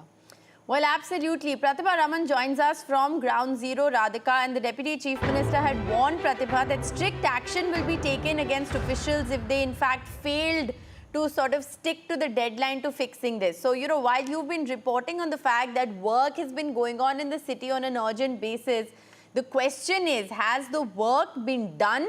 And has it been done properly? What more can you tell us? And, what are people really feeling about this deadline at the moment? to answer your question, both the questions, it is a no, because when you talk about the work being done, this is the situation that you see on ground. And this is in central Bengaluru that we are talking of. Also a road that connects both the High Court as well as the Vidhan Sauda. Vidhan Sauda, also known to be the power seat of Karnataka. And here is the Karnataka High Court with many of the lawyers as well as journalists and the politicians thronging this area. And this is the condition of the road that you see here. I have with me several of them who constantly go by this area. They are part of the Joggers Association here because you have the Cubbon Park very close by, also representing brand Bengaluru here. So if you can really talk about the kind of problems that you face as a senior citizen while walking on this stretch. Madam, thank you very much for giving me this time. Now, the pothole, the BBMP says that is going to be filled up. Till date, there are certain places they are filled up. But right here in Vidhana Sauda, we being the Walkers Association, I am Alexander. You know, when I walk, and it's so, you know, I'm a bit afraid where I'm going to fall. Now, as I'm heading towards the Vidhana Sauda, towards the Vaika Sauda, on the left side, the road is pathetic, full of dirt on the left side. Right, you know, I cannot able to walk. Other day, I saw an elderly person. She's about to fall. We all went and caught hold of her because the footpath is in a very, very pathetic condition. So you neither can walk on the road nor on the footpath. If you can really elaborate on what can be the solution, because the BBMP has been claiming that they have been filling up the potholes, and in some of the areas they've been stating that substandard material being used, and this has been an allegation there. What are your thoughts? Yeah, thanks, Alexander. Alexander has elaborated many of the things, but due concern is regarding the basically a wrong sanitation process here. See, the water movement is very bad, so it is affecting the footpaths and the roads also very bad. See, if suppose the pothole is just an outer cover. If suppose there's a pimple, you just cover it there. See, what is the inner part? You need to cover sanitation is the main process where water flow is not going good. So it is affecting our footpath. And see how long this will continue here. You cover the footpath, the next rain comes and you cover this potholes now. Now next week the rain starts. What will happen to the potholes? Where is the solution for it? It's not a long-term solution. So every time it is an agenda that is being set and the deadlines that are being met, but then there's absolutely no concrete solution there, because this will be a time and again kind of a process that will be seen year on year, and it will only keep repeating because there is absolutely no permanent solution, especially when it comes to areas like these, which are most frequented by every person from every walk of life. Back to you. Right. Pratibha, you did speak to residents there and they've been raising concerns, Rishika, and this is something we face in Mumbai as well. Every monsoon, we do see potholes resurfacing. Of course, repair work gets done, but then they resurface within no days. And the same story there in Bengaluru as well, Pratibha. Pratibha, now that you're seeing that, you know, several of the potholes are still not filled up or repaired, what do you think is the action that will be taken? Because DKS has assured of strict action if the deadline is not met. Well, definitely all eyes are on DK Shivkumar's arrival, because he has promised that he would be getting back today. Of course, today is the cabinet meeting at Kalburgi organized by the Congress. So post that, we'll have to wait to see the action plan of DK Shivkumar. He has already promised that he has readied his two-wheeler to go for a ride all through the streets of Bengaluru, and he would be navigating the lanes and by-lanes of Bengaluru. And if the deadline is not met, if the work is not readied by that time, he has promised stringent action against the officials. What kind of action is something that is still awaited, and whether at all he would be ensuring that there would be a permanent solution as far as the potholes are concerned is also something that needs to be closely watched. Back to you. Well, you know, net, Pratibha, I think it's safe to say that it was a good move by the government, but more posturing than reality perhaps at the moment, because what your spot check essentially tells us is, of course, the deadline hasn't been met. But, you know, will the government continue to put the focus on fixing problems like potholes, which are a huge source of, you know, which is perhaps one of the biggest problems we have on our roads at the moment, leading to so many disasters year after year across metros. So, will there really be a roadmap to fix the problem without the posturing, so to speak? I think that's a big question. Thanks very much, Pratibha, for joining us with the very latest. Radhika, it's a Bombay problem, it's a Delhi problem, it's a Bangalore problem, it's a countrywide problem, and it's so closely linked with corruption and poor quality of materials that are being used. So I think larger, bigger questions also need to be asked. Absolutely, Rishika. Now from Bengaluru, let's shift our focus to Delhi. Delhi Chief Minister Arvind Kejriwal, Rishika, is likely to resign in a few hours from now. Of course, he has a self-imposed 48-hour deadline as far as his resignation is concerned, and that's ending today. So Yes. he says he will return to office only after people's verdict on the allegations of corruption against him. So the big question now, Rishika, is who in the Aam Aadmi Party will take that top job up? Well, absolutely. After his bail from the Supreme Court on Saturday, Arvind Kejriwal made this shock announcement on Sunday saying that he's going to step down and he's going to clear his name in a certain sense, Radhika, from the People's Court. Let's make no mistake, the Aam Aadmi Party government, whether it is in Delhi or in Punjab, has come to power on an anti-corruption pitch. So the fact that the Chief Minister, the Deputy Chief Minister, Manish Sisodia, who of course stepped down, but the fact that they've spent all of these months in jail, it could be a political masterstroke. It could also be a gamble that he's taken too far. He's done this before where he stepped down. So we're expecting an interim to take over. And then the big question is not just who's next. The big question is also going to be on when are polls going to take place in Delhi. Is it going to happen in November, which is when one is expecting polls to take place in Maharashtra as well, Radhika? Or, will it happen in February, which is when they were originally slated for? A lot of reactions also coming in, but before we get to the reactions, we have Tanushka joining us from the Aam Aadmi Party headquarters and Ishika joining us from the BJP headquarters this morning. A very good morning to both of you. Tanushka, to you first. Arvind Kejriwal expected to meet the Lieutenant Governor, step down in a few hours from now. What's the agenda today looking like? Good morning, Rishika and Radhika, and to all of viewers as well. Well, today the Aam Aadmi Party Supremo Arvind Kejriwal is all set to tender his resignation in with respect to his big announcement that he made on Sunday. And what we are expecting today is that he will hold a legislative meeting with all his MLAs at around 11 in this morning to decide upon who will be next, who will be his successor to hold the position of the Chief Minister. So in this meeting, one is obviously expecting all of the MLAs, the senior leaders of the Aam Aadmi Party at Arvind Kejriwal's residence. And this meeting will be convening later in the morning at around 11 o'clock, which is when simultaneously it will be decided who next. The big question that everyone has been speculating about, that who is to take the chair of the Chief Minister next. What we also know is that around later in the afternoon at around 4:30 p.m., Arvind Kejriwal will be meeting with Delhi Lieutenant Governor V.K. Saxena to tender in his resignation and formalize it. And all throughout this, simultaneously, the next Chief Minister portfolio will also be announced. Now, with respect to speculation, apart from these two meetings that look ahead in the day, what one can understand or gauge is that the names that are forward, for the next Chief Minister for the time being is, of course, that of Atishi. Atishi has held important portfolios such as education and finance. So therefore, Atishi's, and she's also chaired and held all these cabinet meetings throughout, when not just Arvind Kejriwal was in jail, but also when Manish Sisodia, the former Deputy Chief Minister, was also in jail. The next name in line is, of course, Saurabh Bhardwaj, who holds important portfolios such as vigilance and health. He's a 3-time MLA from the Greater Kailash area. And Aam Aadmi Party member of Rajya Sabha, Raghav Chadha, is also one of the names that is doing the rounds. Raghav Chadha has also been instrumental in the Punjab polls back in 2022 as well. So these are some names that are cropping up right now.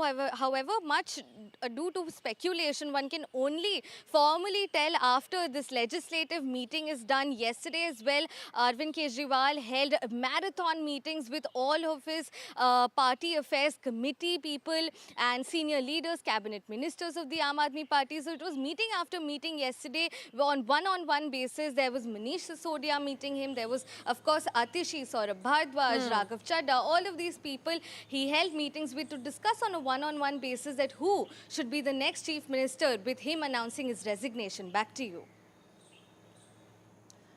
All right. Thank you, Tanushka, for bringing us all those details. So many names doing the rounds at the moment. We'll have to wait for a few more hours for that formal announcement, perhaps. But we also have Ishika, who's joining us from BJP office. Ishika, in fact, as far as BJP is concerned, they've been reacting sharply post the announcement by Kejriwal. Of course, it was a shocker of an announcement. They're asking why not resign immediately? Why 48 hours? What is this theatrics? What is this drama? This is all political gimmicks. So a lot of criticism there as far as the BJP is concerned. So take us through all the reactions you're getting from the opposition camp. Well, Radhika, as you very rightly mentioned, as soon as we heard Arvind Kejriwal announcing that he will in fact be resigning from the post of the chief minister in 48 hours, a series of, questions were put forth by the opposition, that is the BJP. First of all, calling this nothing but a political gimmick, then going on to question as to why 48 hours were needed by Arvind Kejriwal to resign from his post. And then again, saying that, if he actually wanted to resign, then why just resign? Why do not, why not dissolve the entire assembly and then call for elections? So this is what, the BJP continues to attack Arvind Kejriwal on. They continue to say that this is nothing but a political drama again, by the Arvind Kejriwal and the Aam Aadmi Party, and all of this is being done just ahead of the polls, to try to get some of the sympathy votes. But, if we talk about the Congress as well here, they, they also continue to call it a political drama by Arvind Kejriwal. But if we talk about, the Aam Aadmi Party stand so far, they say that, it is not a political drama, it is not a political gimmick. It is just that Arvind Kejriwal wants to tell to the people that, only when they give him support will he come back to power. But apart from that, as my colleague was also pointing it out, today we are seeing, there are a series of meetings. Now, the question is that, it is not going to be an easy task for the Aam Aadmi Party to pick the next chief minister's face. And that is why even yesterday when the PAC meeting was held, there was one-on-one discussion with Arvind Kejriwal, with all the members as to who will be the next chief minister. And today, the same is going to happen with the MLAs. So will the Aam Aadmi Party be able to find a loyalist-worthy face to be the next chief minister? Well, truth be told, they've had 6 months in a certain sense to introspect and look at it, because the chief minister has been behind bars in Tihar jail for the last 6 months. There's been no deputy, so to speak. So there have been the tested lieutenants of the Aam Aadmi Party that have actually been running the government in a certain sense. So, is it going to be an easy decision? Has the decision perhaps already been made and it's just a question of now announcing it? I think that's the key question. And also, it's going to be an interim position. It's going to be for a short duration of time till polls take place. But do stay on with us, Ishika and Tanushka. We're going to come back to you in just a moment. But speaking of opposition reactions, Radhika, Hardeep Puri has in fact reacted to this entire episode. Let's just quickly listen into what he said. मुझे लगता है 145 दिन के करीब होंगे lockup में. सवाल ये उठता है कि आप 145 दिन पहले क्यों नहीं रिजाइन किए, या उस 145 दिनों के दौरान क्यों नहीं रिजाइन किए. और आपको रिजाइन करना है तो बड़ी खुशी से करिए. आपको ये कहना, to don't make a talking point out of it और क्लेम कि आप कुछ खास कर रहे हैं. जो बेल की conditions honorary apex court, supreme court ने दी हैं, वो पढ़ने लायक है. वो कह रहे हैं आप अपने दफ्तर नहीं जा सकते, आप कोई फाइल नहीं साइन कर रहे थे, which means he has a case to answer. There is a very serious corruption case against him. वो अगर रिजाइन करना चाहें तो that's his call, but I think that case he still has to answer. Let's go back to Tanushka again. Tanushka, as we've been mentioning, of course, there are a lot of opposition reactions coming in. As far as the Congress party is concerned, of course, they've also launched scathing attacks as far as, Arvind Kejriwal's decision and announcements are concerned. He's been called architect of scams. The opposition saying that, because he wants to gain public sympathy at this point, all this political gimmick is happening. Take us through the reactions that are coming in from the Congress party as well at this point, who've sort of been in an on and off relation with the Aam Aadmi Party as far as national capital. Well, they were in an alliance in the Lok Sabha polls, Radhika, and they didn't go through with the alliance in the Haryana polls. So interesting. How is the Congress looking at it? Yeah.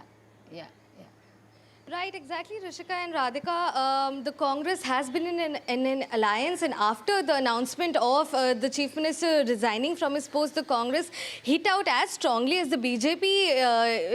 As a matter of fact, at the Aam Aadmi Party, it was Congress leader, president of the Delhi Pradesh Congress Committee, Devendra Yadav, who also said that this is purely a political stunt and there is no meaning or value to it. Also, what they also, the sense is that the Congress believes that this will have no sort of impact, the sort of impact that the Aam Aadmi Party is expecting for it to create or have on the polls, on the assembly polls. What the Congress believes is that is not going to happen. Even Sandeep Dixit, senior Congress leader, went ahead and said that the Aam Aadmi Party is good at always rebranding and refurbishing their image, and this is nothing less than that of theatrics on part of the Aam Aadmi Party. So it is interesting to see, them being together in the India Alliance for the Lok Sabha elections. What Sandeep Dixit also said that they were together at one point. However, it is very clear from their end after the Lok Sabha elections that from looking forward to the Haryana polls as well as the Delhi State Assembly elections, they will not be going forward. So it is interesting indeed to see that once allies together in the same India Alliance bloc are now hitting out at the Aam Aadmi Party directly on this decision. However, what Aam Aadmi Party leaders are also maintaining. Yes, well, Tanushka, I'm just going to interrupt you there. It's interesting because clearly this was not even a conversation that was had with too many within the party. Arvind Kejriwal's decision did come as a surprise to most, who certainly caught the allies off guard. But a final question, Ishika, to you, and I'm gonna wrap this up very quickly. It's going to be very interesting to see when elections happen. Is Delhi now likely to see elections along with Maharashtra in November, or is it going to happen in February? So, what are you picking up as far as that is concerned? Well, Rishika, Arvind Kejriwal has in fact demanded that elections be held with Maharashtra. That is, instead of February, it should be held in November. But on the other hand, the BJP says that if Arvind Kejriwal wants election to happen soon, he should, rather than announcing it, should go to the Election Commission first. And on, on the preparation for the election, BJP says that they are in fact prepared even now, and they say that why November? Tell the Election Commission, put this demand in front of the Election Commission that, the elections for Delhi should happen even before that, maybe in October. So certainly the political war of words erupting even over that. Over to you.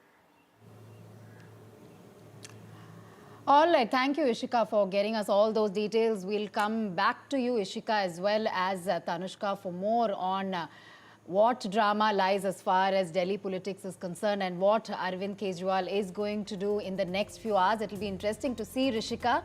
But we'll slip into a short break. On the other side, Mumbai's festive cheer has reached its crescendo and the city of Mumbai is all set to bid farewell to Lord Ganesha today. All that and more, stay tuned.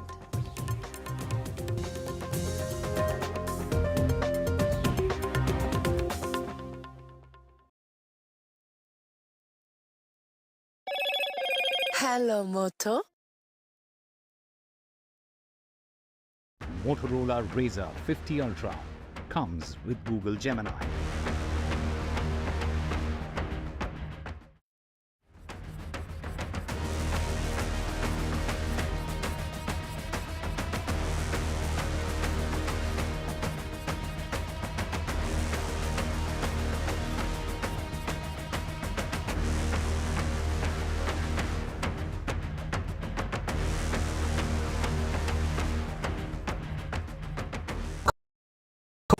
Stay informed and entertained with the new and updated NDTV News app. You can watch all our channels live, listen to podcasts, read breaking and exclusive news from around the world and more. Download the NDTV app today and get access to the best journalism and storytelling on your smartphone or tablet. The NDTV app. News that matters to you. New day, new show, a new experience. Start your day with the news, not views. We bring you stories that matter and impact your life. News that informs and keeps you ahead. From Maximum City, Mumbai, to the seat of power, Delhi, NDTV brings you the best breakfast show. Breakfast news on NDTV, 8 a.m. every day.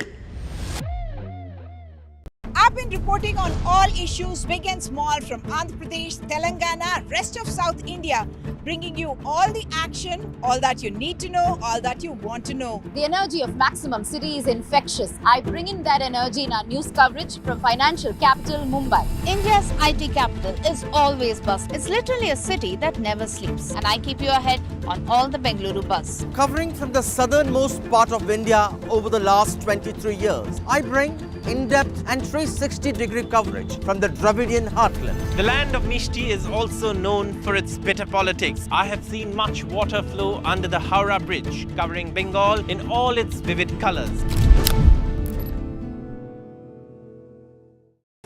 Stay informed and entertained with the new and updated NDTV News app. You can watch all our channels live, listen to podcasts, read breaking and exclusive news from around the world and more. Download the NDTV app today and get access to the best journalism and storytelling on your smartphone or tablet. The NDTV app. News that matters to you. The 18th of September will be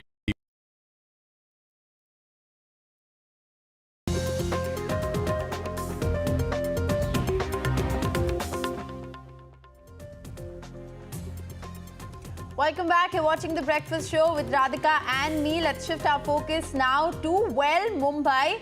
It is the final day of the Ganesh festival, and across the country today, Visarjan will in fact take place, which is immersing the idol in water. Massive traffic restrictions have been put in place, especially in the city of Mumbai. So we're going to get you all that and more, Radhika. But festival cheer, like you said, reaching a crescendo as the city prepares to bid a heartfelt farewell to Lord Ganesha. So 10 days of worship, of celebration, all coming to an end. And, you know, this is a day that's typically marked with so many vibrant processions, rituals, devotees out on the streets. And, you know, we're of course covering the story from Mumbai, but it's actually a pan-India phenomena, especially in Maharashtra and other places in the south. And it's going to be very interesting to see how it plays out. But Mumbai has been fortified, hasn't it? Absolutely. As far as Mumbai is concerned, you know, this is the biggest festival for people of the city as well as across Maharashtra. Of course, this is filled with grandeur, enthusiasm as devotees seek Lord Ganesha's blessings. Of course, among the many idols that we keep talking about set for immersion is the iconic Lal Bagh Raja idol, which will also be immersed today. So there are going to be thousands and thousands of idols which will be immersed today, which is the last day as far as this whole festival is concerned. In fact, last year, Rishika, a staggering number of 2.05 lakh idols were immersed. This year, the BMC officials are telling us that this record will also be broken. But the good thing is, you know, looking at the environment, environmental friendly measures have also been implemented, which is why some artificial immersion ponds have also been implemented, or rather launched by the BMC alongside 69 natural immersion sites. But the fact remains, Rishika, the roads are going to be chock-a-block today because all the big idols from the big pandals will be taking out that procession. Yes. And the immersion will happen across the sea, be it the Juhu beach, the Girgaon Chowpatty. It's going to be chock-a-block. Of course, traffic regulations, restrictions put in place. Majority of the roads, Rishika, going to be closed today in the city of Mumbai. In fact, we're also getting in live shots, Radhika, on our screens at the moment of the immersion process beginning. And earlier we had shots coming in from some arterial roads as well, which are completely chock-a-block. So is it a holiday today, Radhika? Are you one of the few people who's been called into work? How does it typically work in Mumbai on Visarjan Day? That's right. It is a holiday today for It is a most holiday. places. Okay. Yes, and perhaps some of the corporates would give work from home because it's really difficult to commute on a day like this. So it's usually Ganesh Chaturthi, which is the first day. That is a holiday, and then the 10th day because of Visarjan. So people don't really step out unless, of course, they're devotees and they're part of the procession. But otherwise, people would like to stay put in their homes because all these processions, Rishika, you know, it's accompanied by doles, music. There is going to be a lot of traffic. There is going to be chants of Ganpati Bappa Moria. So it's the traffic, it's the noise, all of that. But of course, it is the festive cheer, certainly, but not everybody likes it because, you know, one would argue that this is commercialization of a festival and so on. But then it continues unabated every year in Mumbai. Radhika, I also want to ask you, you know, while of course we track these visuals and iconic, you know, we're getting those live shots from Ganesh Gully. You can talk a little more about that. So much color, so much festivity. And, you know, we're also getting those live visuals of an idol actually being immersed. And this is, of course, something that's happening across, you know, Central and South India today. I want to also understand you, there have been several environmental red flags that have been raised, you know, about the material with which these idols are made and the environmental impact of that. Do you think over a period of time there's been more awareness and therefore people have become more conscientious, Radhika?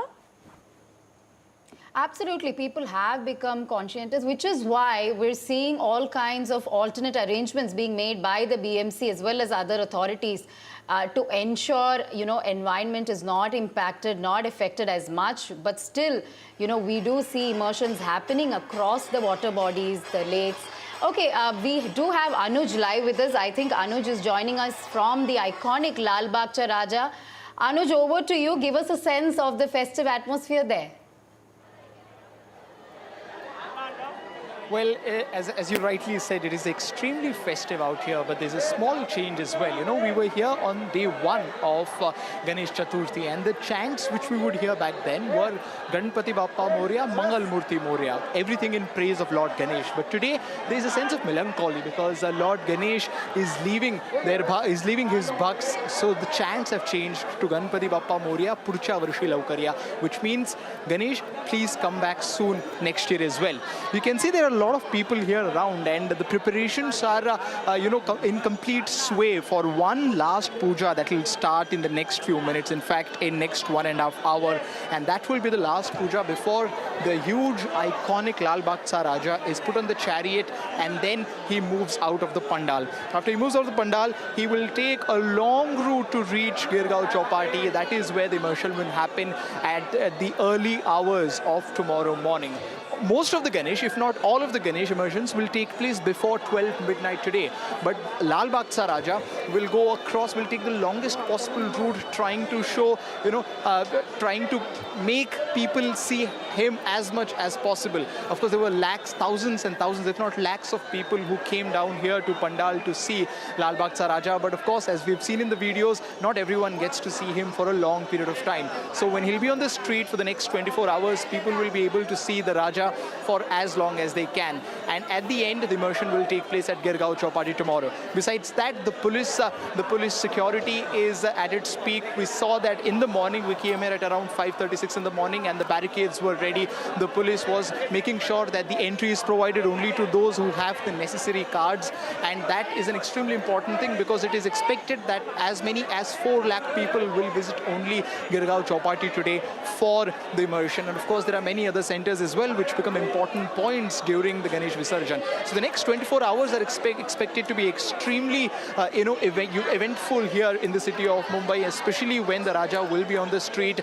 This is the region, Lal Bagh Cha region, where there are several other important Ganesh as well. Not too far away from here is Ganesh Gully Raja. So these are all important Ganesh which are located close to one another. And the sense, as you rightly said, is extremely festive, but it is also a little bit of sadness because all the the happiness that people experienced with their Lord, being at their home and in their pandal, be it their society Ganesh, be it their Mandal Ganesh, or of course their home Ganesh, will leave them. The Ganesh immersions have happened at regular intervals right from day 1 till the 10th day on the first, after 1.5 days, 3 days, 5 days, 7 days. But today is Anant Chaturthi, and today is the day when most of the people will immerse their Ganesh. The BMC has said that this year saw a record number of Ganesh immersion as compared to the last year.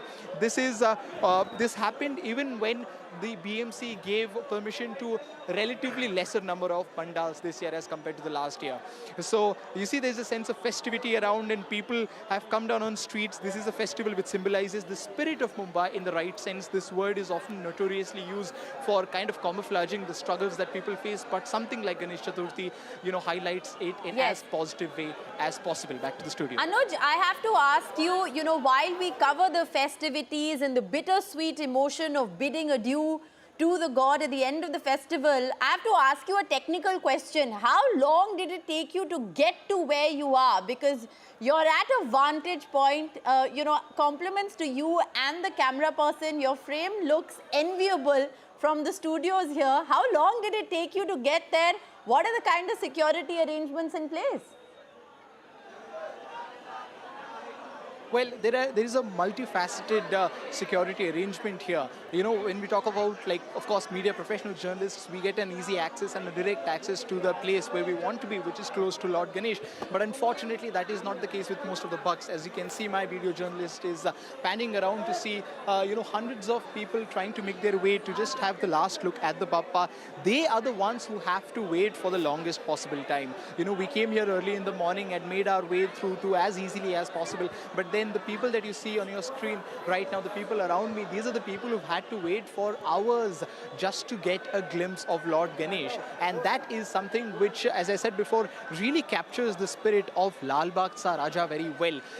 They never complained. We saw the videos, very problematic videos of VIP and non-VIP treatment to the people. But the people who are even getting to see Lord Ganesh even for a second do not complain about it. For them, that 1 second is all that they could dream for. People from across the state, if not from across the country, make their way to Lal Bagh Sa Raja just to get a glimpse of their favorite Lord. And today, as you can see, there's a sense of sadness, there's a sense of dejection, because only in a few hours, only in the next couple of hours, we'll see the movement of this huge idol outside this pandal, which has been the center of all the festivities here in the city.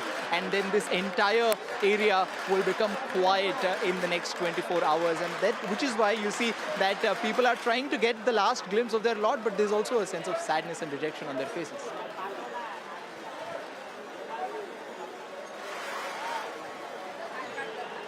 Forward, and I remember the last year that I was covering this from Lal Bagh Cha Raja, how difficult it was to gain entry inside, even the other 9 days. I can only imagine how difficult it must have been for you this morning, early this morning. Of course, Rishika, there are chants, there's aarti, all kinds of pujas that happen, and the crowd there is incredible.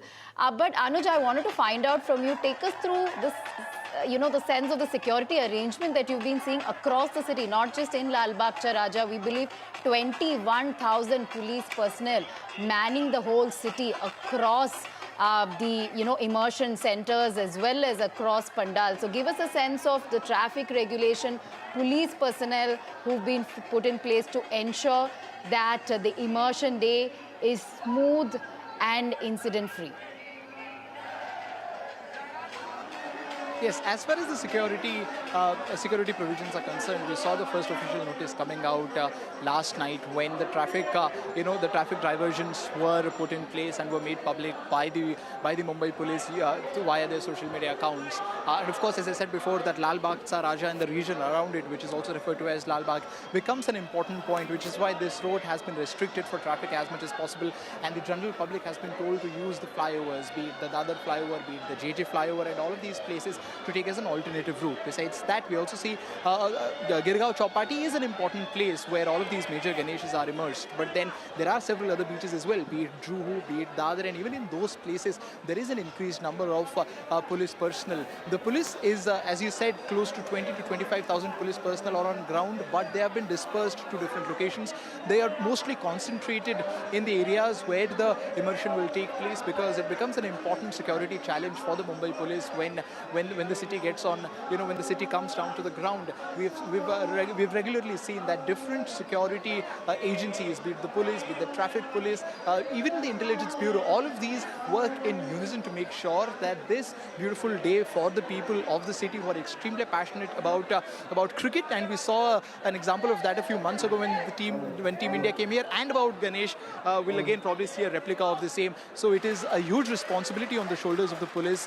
But then there is an interesting term in the vocabulary of the Mumbai police, and it is called Lal bandobast. Bagh Raja. But we will keep coming back to you, Anuj, as you show us these visuals. So we'll keep coming back to you as you show us the color and fervor surrounding this festival. It is the last day, it is the Visarjan day, and it will go on till midnight. Anuj, we'll keep coming back to you, but thank you for that ground report. All right. Well, Radhika, what better way to end the broadcast, with those visuals? We leave you with those visuals from the streets of Mumbai. Absolutely breathtaking. The festivities, the color, and the passion with which people are celebrating the bittersweet emotion of bidding adieu to their favorite god. That's all the time we have on The Breakfast Show. Radhika and I will be back tomorrow with more.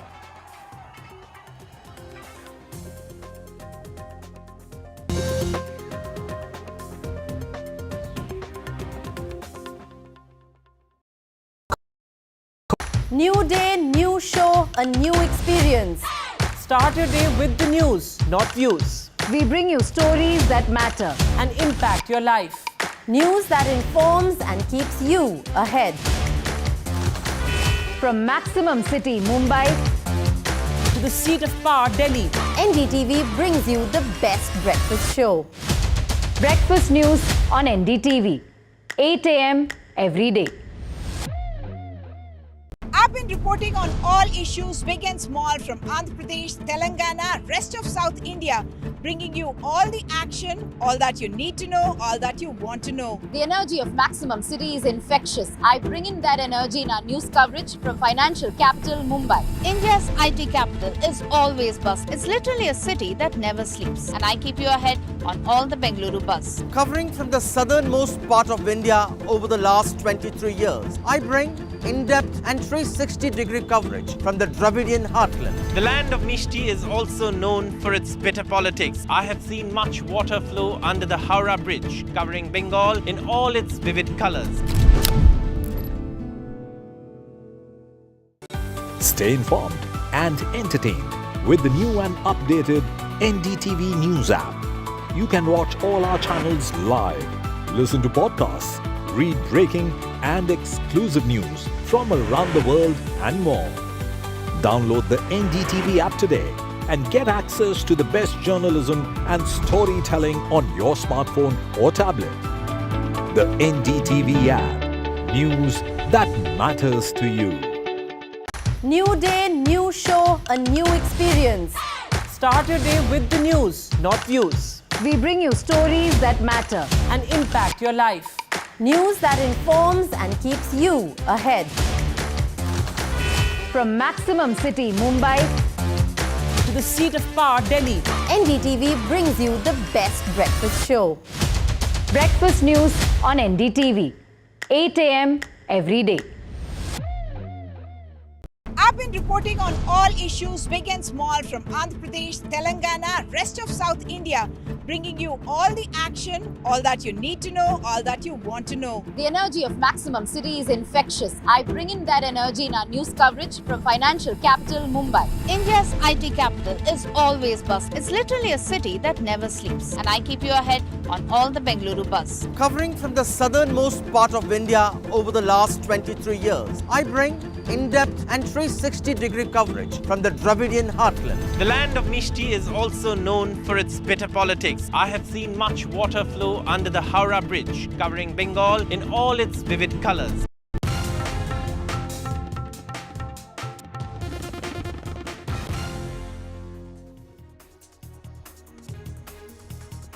Very good morning. You're watching NDTV 24/7. I'm Divya Baba. We have a whole lot lined up for you, including 100 days of the Modi government 3.0. It's also Prime Minister Modi's 74th birthday. We'll get you all the details. First, the headlines. Mamata Banerjee blinks at the doctors' meet. Is it really enough? Mamata Banerjee agrees to removing the Kolkata's top cop and 2 health officials. Doctors continue their cease work. This is up until everything is officially, rolled out. As far as the doctors are concerned, this will come up later in the evening once the case is heard in court. Arvind Kejriwal's resignation deadline ends today. Arvind Kejriwal to meet with the LG of Delhi, who will be the next Chief Minister of Delhi, is the big question. First 100 days of Modi 3.0 with the government putting the spotlight on major decisions. The opposition says 100 days marked by multiple U-turns. And NDTV's reality check on Bengaluru's pothole problem. 15-day pothole-free deadline that was set by Deputy Chief Minister D.K. Shivkumar comes to an end. Will Bengaluru residents experience a smooth ride or not is the big question.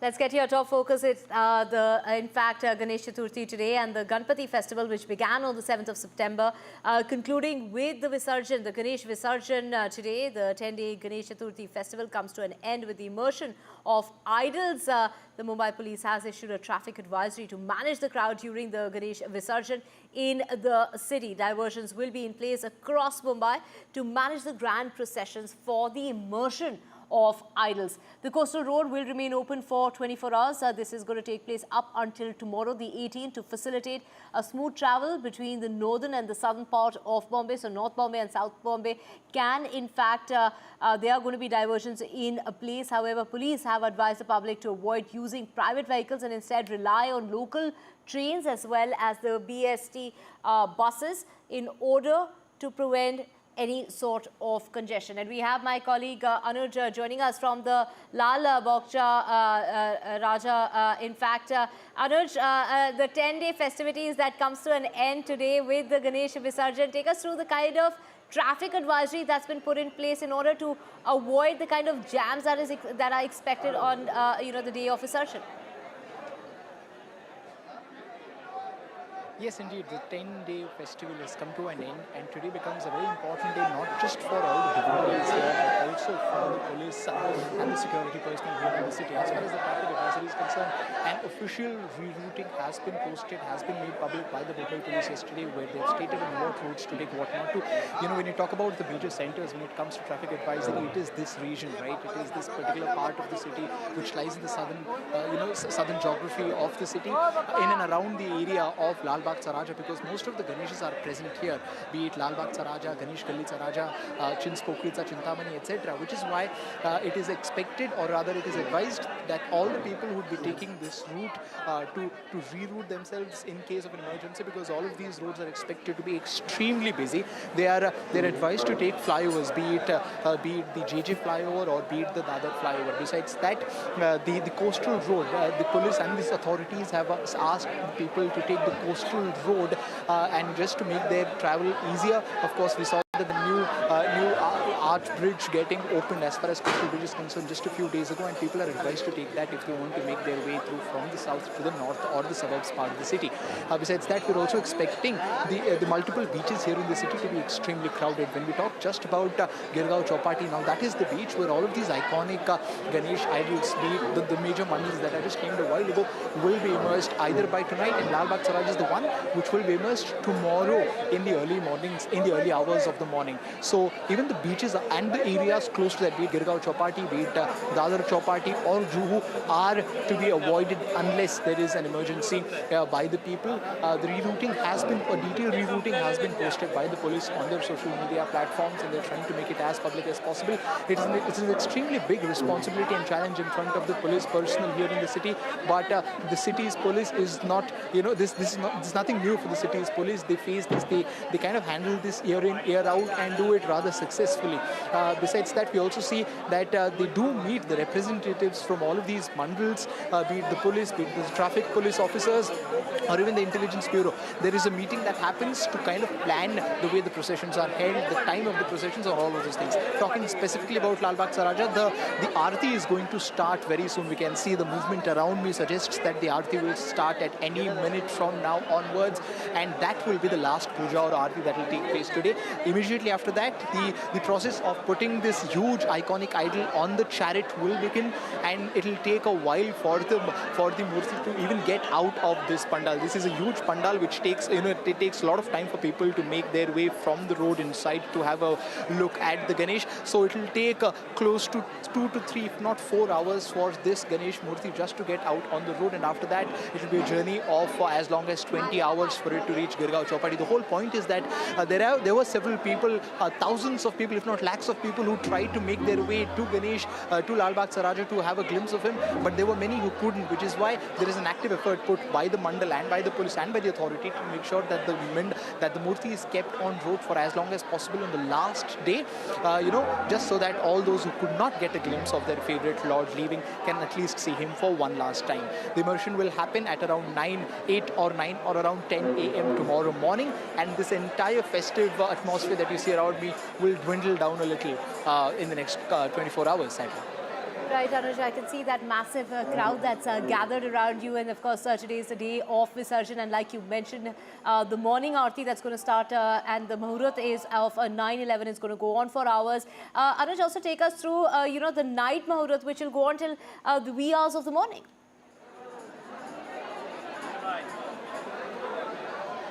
Sorry, I didn't get your question. Can you please come again? I said the Muhurat for the morning Aarti begins as, minutes from now, but the night Aarti, the night Muhurat is going to, go on till the wee hours of the morning.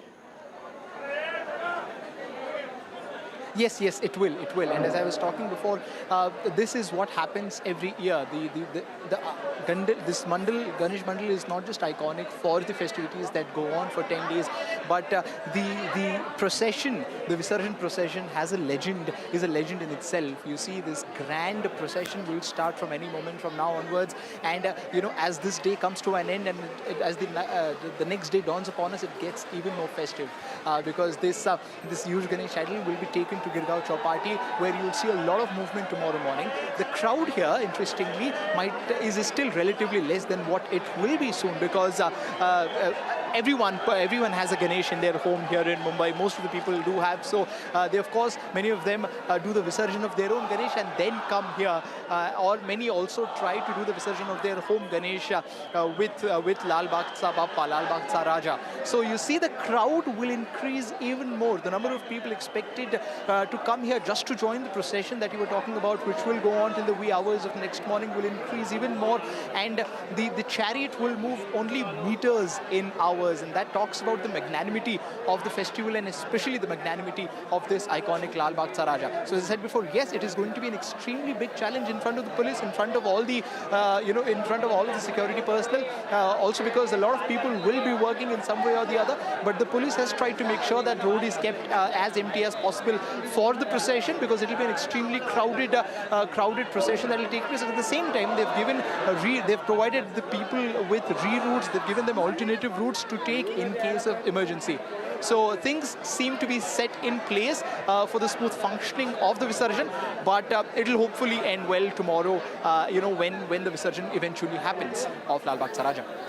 Right, Anuj, thank you so much. We will keep coming back to you for more on that as festivities continue in the course of the day on the day of the Visarjan.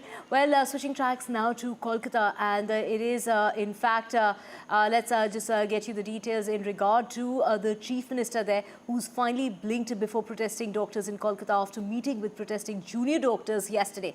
The Bengal Chief Minister has announced that she has agreed to 3 of the 5 demands of the protesting doctors. The top, these are the 2 top officials of the Health Department and the Chief of the Kolkata Police will be shunted out. The police chief of the city's North Zone, where RG Kaur Medical College, the hospital where the rape and murder of that trainee doctor that took place is located, will also be removed. Though the impasse is solved, the protest and the ceasefire is expected to continue till formal orders are issued, and that is expected today in the evening. The Chief Minister's announcement took place close to midnight after a 2-hour meeting with the protesting doctors and another 2.5 hours to type out the minutes of the meeting. Ahead of the meeting, and the state government had described it as the 5th and final initiative, and that was the final invitation for talks. Mamata Banerjee had urged the doctors to return to work and assured no action will be taken against those who participated in the protest. Let's listen in to the Chief Minister.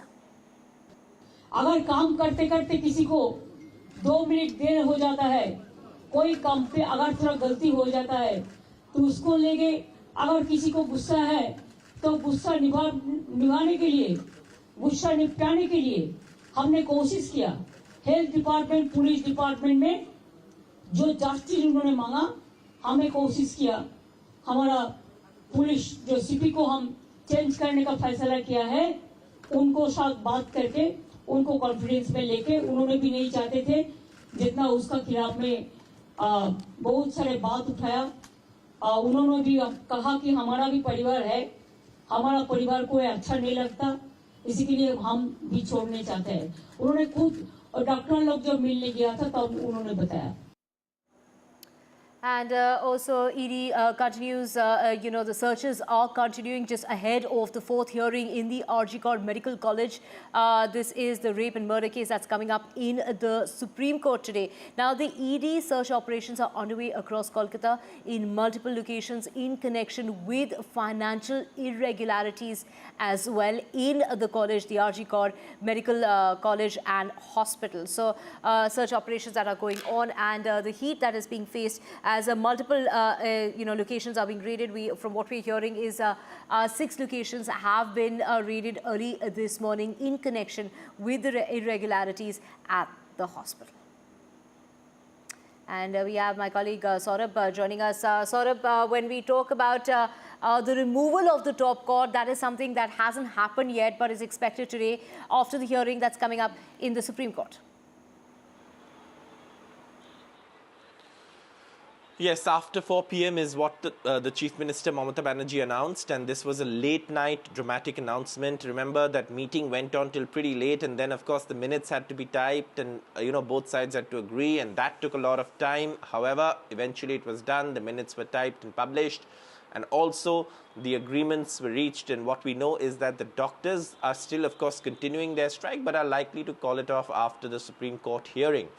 Because remember, the government has met most of their demands. For example, one of their demands was justice for the victim. That's something that the CBI is looking into. The CBI is investigating the case.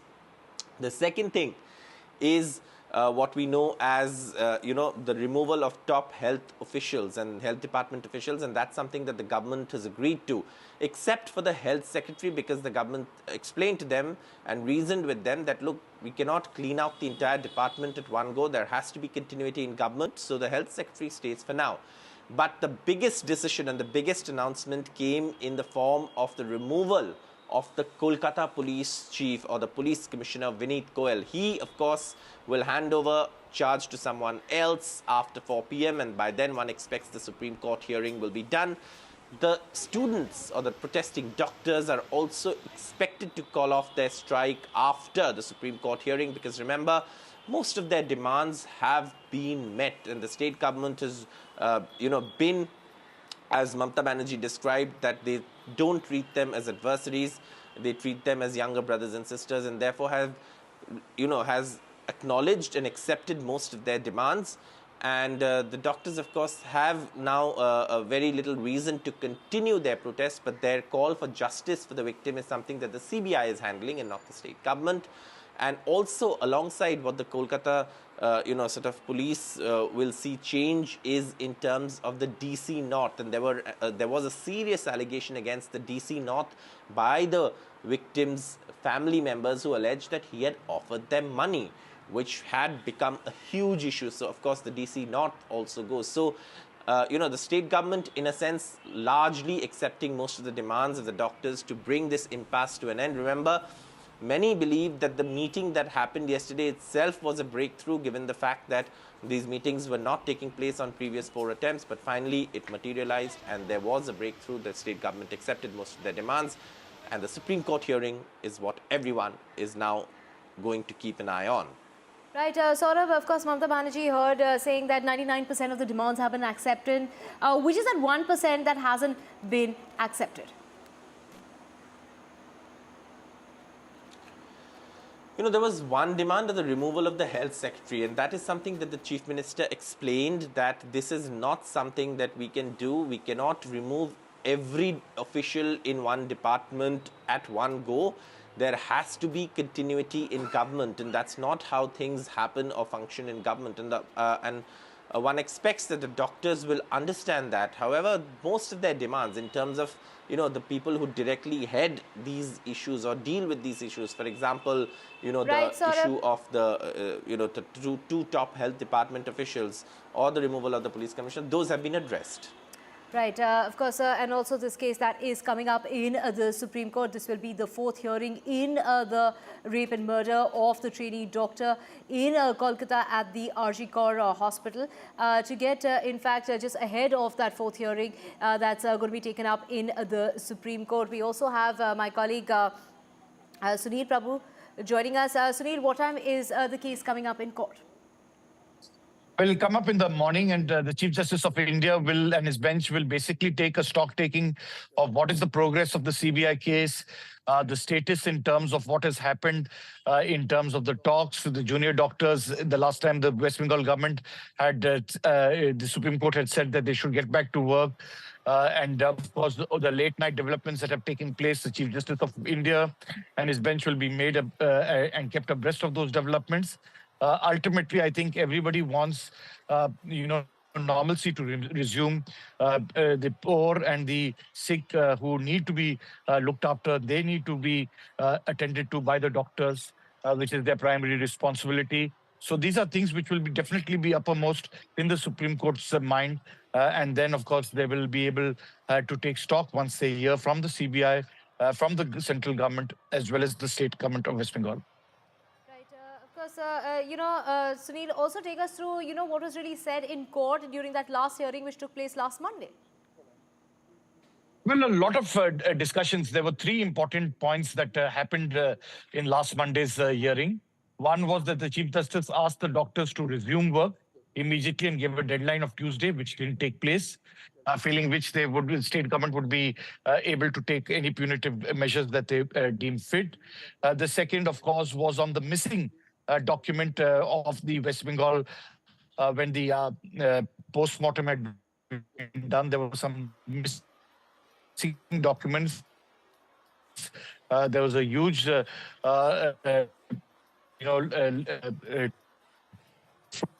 between the government of West Bengal, the society on that aspect. And the third, most important, that the Chief Justice of India and his bench wanted normalcy to be restored. People to get, the basic communities. This is a suo motu case that has been taken by the Supreme Court. And now, of course, that will be an opportunity for them to take stock of how things have progressed from there. Right, all eyes on that crucial hearing that's coming up in the Supreme Court. Thank you so much, Sunil, for joining us. We will keep coming back to you for more on that. Now, switching tracks to the national capital, and this is in regard to Arvind Kejriwal's self-imposed 48-hour deadline to resign as the Chief Minister of Delhi. That's coming to an end today. He will be meeting with the LG, and that meeting is expected about 4:30 in the evening. Mr. Kejriwal says that he got justice from the legal court, but now he is waiting for justice from the People's Court. He has gone on to say that he wants to ask the people of Delhi if Arvind Kejriwal is innocent or guilty. Mr. Kejriwal says he will return to office only after the people's verdict as far as the allegations of corruption against him are concerned. The big question being, who is going to be replacing Arvind Kejriwal in the interim time? After his bail from the Supreme Court on Saturday, Arvind Kejriwal had made that shock announcement that he would be stepping down from the position and seeking to clear his name in the People's Court. Now, as far as that list is concerned of probables in which is led by the Aam Aadmi Party's most prominent ministers, we're talking about Atishi, also Saurabh Bhardwaj, Raghav Chadha and Kailash Gehlot as well as Sanjay Singh making it to that list of probables. मुझे लगता है 145 दिन के करीब होंगे lockup में। सवाल ये उठता है कि आप 145 दिन पहले क्यों नहीं रिजाइन किए या उस 145 दिनों के दौरान क्यों नहीं रिजाइन किए, और आपको रिजाइन करना है तो बड़ी खुशी से करिए। आपको ये कहना to don't make a talking point out of it और क्लेम कि आप कुछ खास कर रहे हैं। जो बेल की conditions honorary apex court supreme court ने दिए हैं वो पढ़ने लायक है। वो कह रहे हैं आप अपने दफ्तर नहीं जा सकते, आप कोई फाइल नहीं साइन कर रहे थे, which means he has a case to answer. There is a very serious corruption case against him. वो अगर रिजाइन करना चाहें तो that's his call, but I think that case he still has to answer. को आज अरविंद केजरीवाल नया dummy CM देने जा रहे हैं। दिल्ली के हालात कुछ बदलने वाले नहीं है, भ्रष्टाचार वहीं का वहीं रहने वाला है।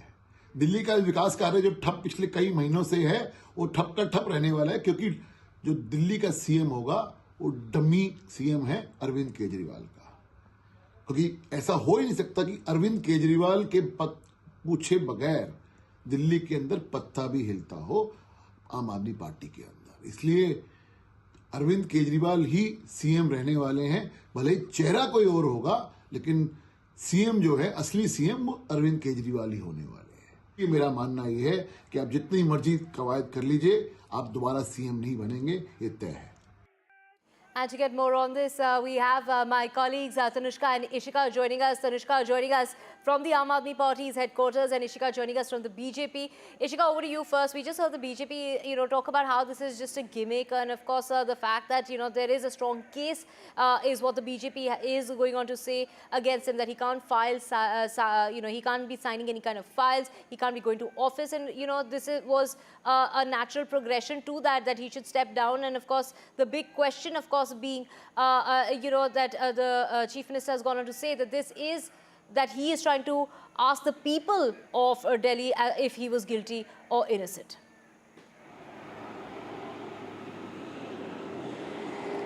Well, Divya, as you rightly said, the opposition here in the national capital, that is the BJP, continues to attack Arvind Kejriwal after, in fact, he announced that he is going to resign from the post of the Chief Minister in 48 hours. BJP says that, it is more of a compulsion for him because, as you rightly said, we have seen the, the conditions for the bail that he has got from the Supreme Court, which mentions that he cannot deliver his duties as the Chief Minister. And that is why the BJP now says that it is more of a compulsion. There's nothing to celebrate.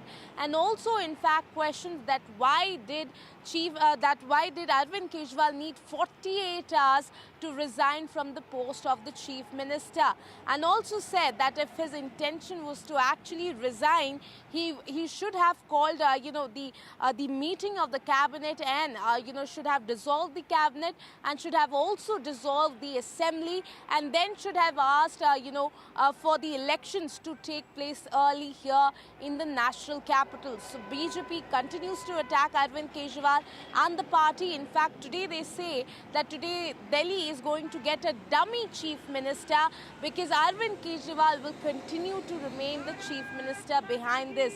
So certainly, the BJP continues to mount its attack on Arvind Kejriwal, and similar, we are seeing reactions coming from the Congress party here as well, calling it nothing but a political gimmicks. So certainly after this, which name is going to be, chosen by the Aam Aadmi Party top leadership and also by the MLAs today, we'll have to wait and watch, because BJP calls it that it will be a dummy Chief Minister. Over to you. Right, Tanushka also with us from the Aam Aadmi Party's headquarters. Tanushka, any word on the ground as to who could be replacing Arvind Kejriwal? Something that the opposition, whether it's the Congress or the BJP, they're, agreeing on the same page, saying that, this chief minister is going to be nothing but a dummy chief minister, and it's also going to be Arvind Kejriwal who's going to finally be calling all the shots. Right, exactly, Divya. First off, the Aam Aadmi Party Supremo Arvind Kejriwal with his resignation, what we're looking forward to today is, of course, the 11 a.m. legislative meeting of the Aam Aadmi Party chief until now, Arvind Kejriwal, with his MLAs that will happen at his residence. So this meeting will be key in deciding who next, who will be the chief minister for this interim period that Arvind Kejriwal has resigned from his chief ministerial post. So all the senior party leaders, the cabinet ministers of the Aam Aadmi Party and the MLAs will be meeting at Arvind Kejriwal's residence, and there will be a formal decision on who next, who will be the chief minister for the time being, looking ahead into the state assembly polls. What we're also understanding is that formally Arvind Kejriwal will tender in his resignation 4:30 p.m. later today, when he'll be meeting the Delhi Lieutenant Governor V.K. Saxena. So these are two key events that we are looking forward to today, and simultaneously, as and when he tenders in his resignation, there will be an announcement of the next chief minister as well. Now, the face of the chief minister, there are high probabilities of Atishi being at the forefront of this run for the chief minister. She has held important portfolios such as education and finance. She's also chaired the important cabinet meetings at when the chief minister, as well as the former deputy chief minister Manish Sisodia were in jail. Next in line is, of course, Saurabh Bharadwaj, who also holds important portfolios such as vigilance and health, and he's a three-time MLA from the Greater Kailash area. The Aam Aadmi Party MP, Raghav Chadha, is also someone's name who is doing the rounds for the chief ministerial position face. So these are some speculations that is going on right now, of course, amid the reactions also that we've not just gotten from the BJP, as Ishika was mentioning, but also from the Congress. Congress and Aam Aadmi Party went into the Delhi Lok Sabha elections in an alliance. However, for the Haryana poll elections as well as for Delhi State Assembly elections, the Congress has also made it very clear that they are not, going together with the Aam Aadmi Party, and have hit out at this decision and announcement by Arvind Kejriwal, and terming it as a pure gimmick and a theatrics that Aam Aadmi Party has known to involve into. So it's, of course, indeed interesting to watch how the Congress has also resonated what the BJP has said and raised similar questions that why now? Why is this announcement coming in now and not earlier when the chief minister was in jail? And also, like senior Congress leader Sandeep Dixit mentioned that Aam Aadmi Party leader Arvind Kejriwal has also been, he doesn't virtually have any powers as he's bound by conditions by the Supreme Court. So it only makes sense that he gives in for a resignation right now to play on people's sentiments. Absolutely, Tanushka, all eyes on that announcement that's expected perhaps after he meets with the LG, and that meeting that's coming up in the evening. We will keep tracking this story and coming back to both you as well as Ishika. Thank you so much for joining us this morning. And with that, we're slipping into a very short break. Back with a whole lot more. Do stay with us.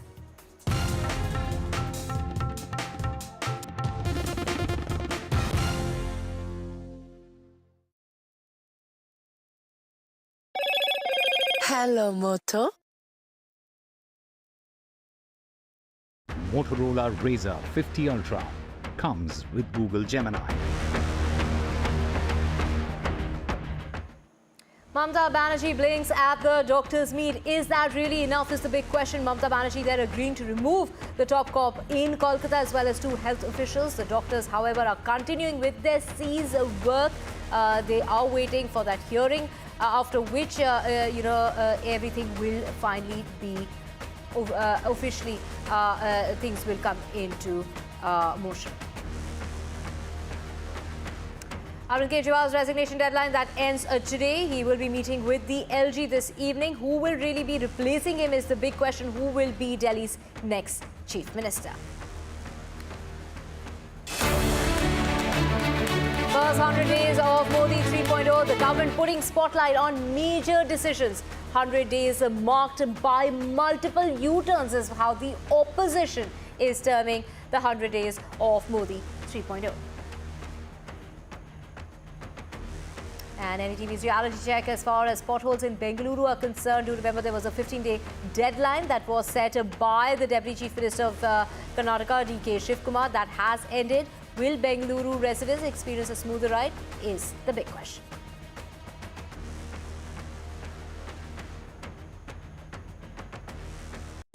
Stay informed and entertained with the new and updated NDTV News app.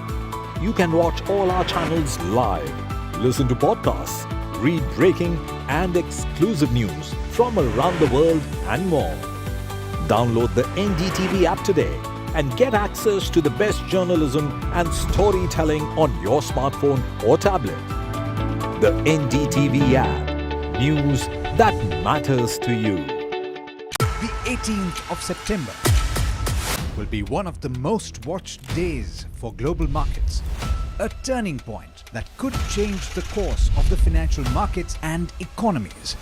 The big shift is coming. It's not about if, it's about how much. Will the Fed cut rates by 25 basis points or 50 basis points? What will the impact on India be? Catch all the action live on NDTV Profit. New day, new show, a new experience.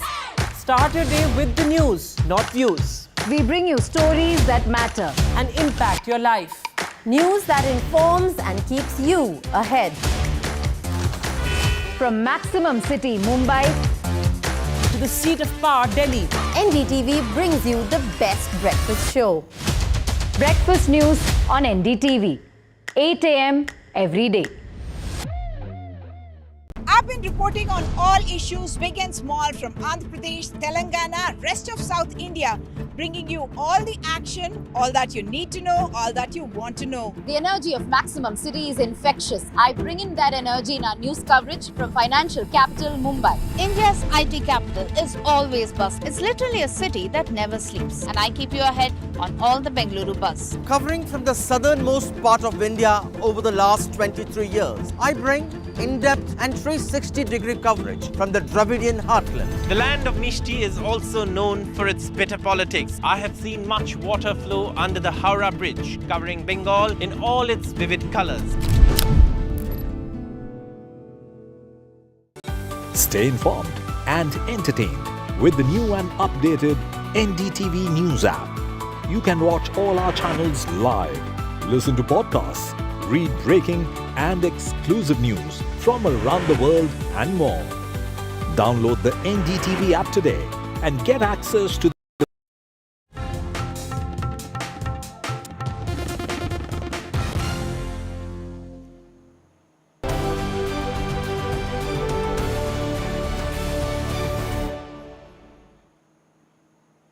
Welcome back. Now it's Prime Minister Modi's birthday today, as well as 100 days as far as Modi 3.0 is concerned. They've tried to address every sector and factor for rapid progress of the country, is what the Prime Minister has gone on to say. Projects worth 15 lakh crore rupees were launched with a focus on women, minorities, infrastructure, middle class, and of course the farmers. 20,000 crore rupees has been distributed to 9.3 crore farmers. So far, 3 lakh crore has been distributed to a total of 12 crore 33 lakh farmers. The central government has approved projects worth 3 lakh crore in 100 days, with the primary focus on roads, railways, ports and airways.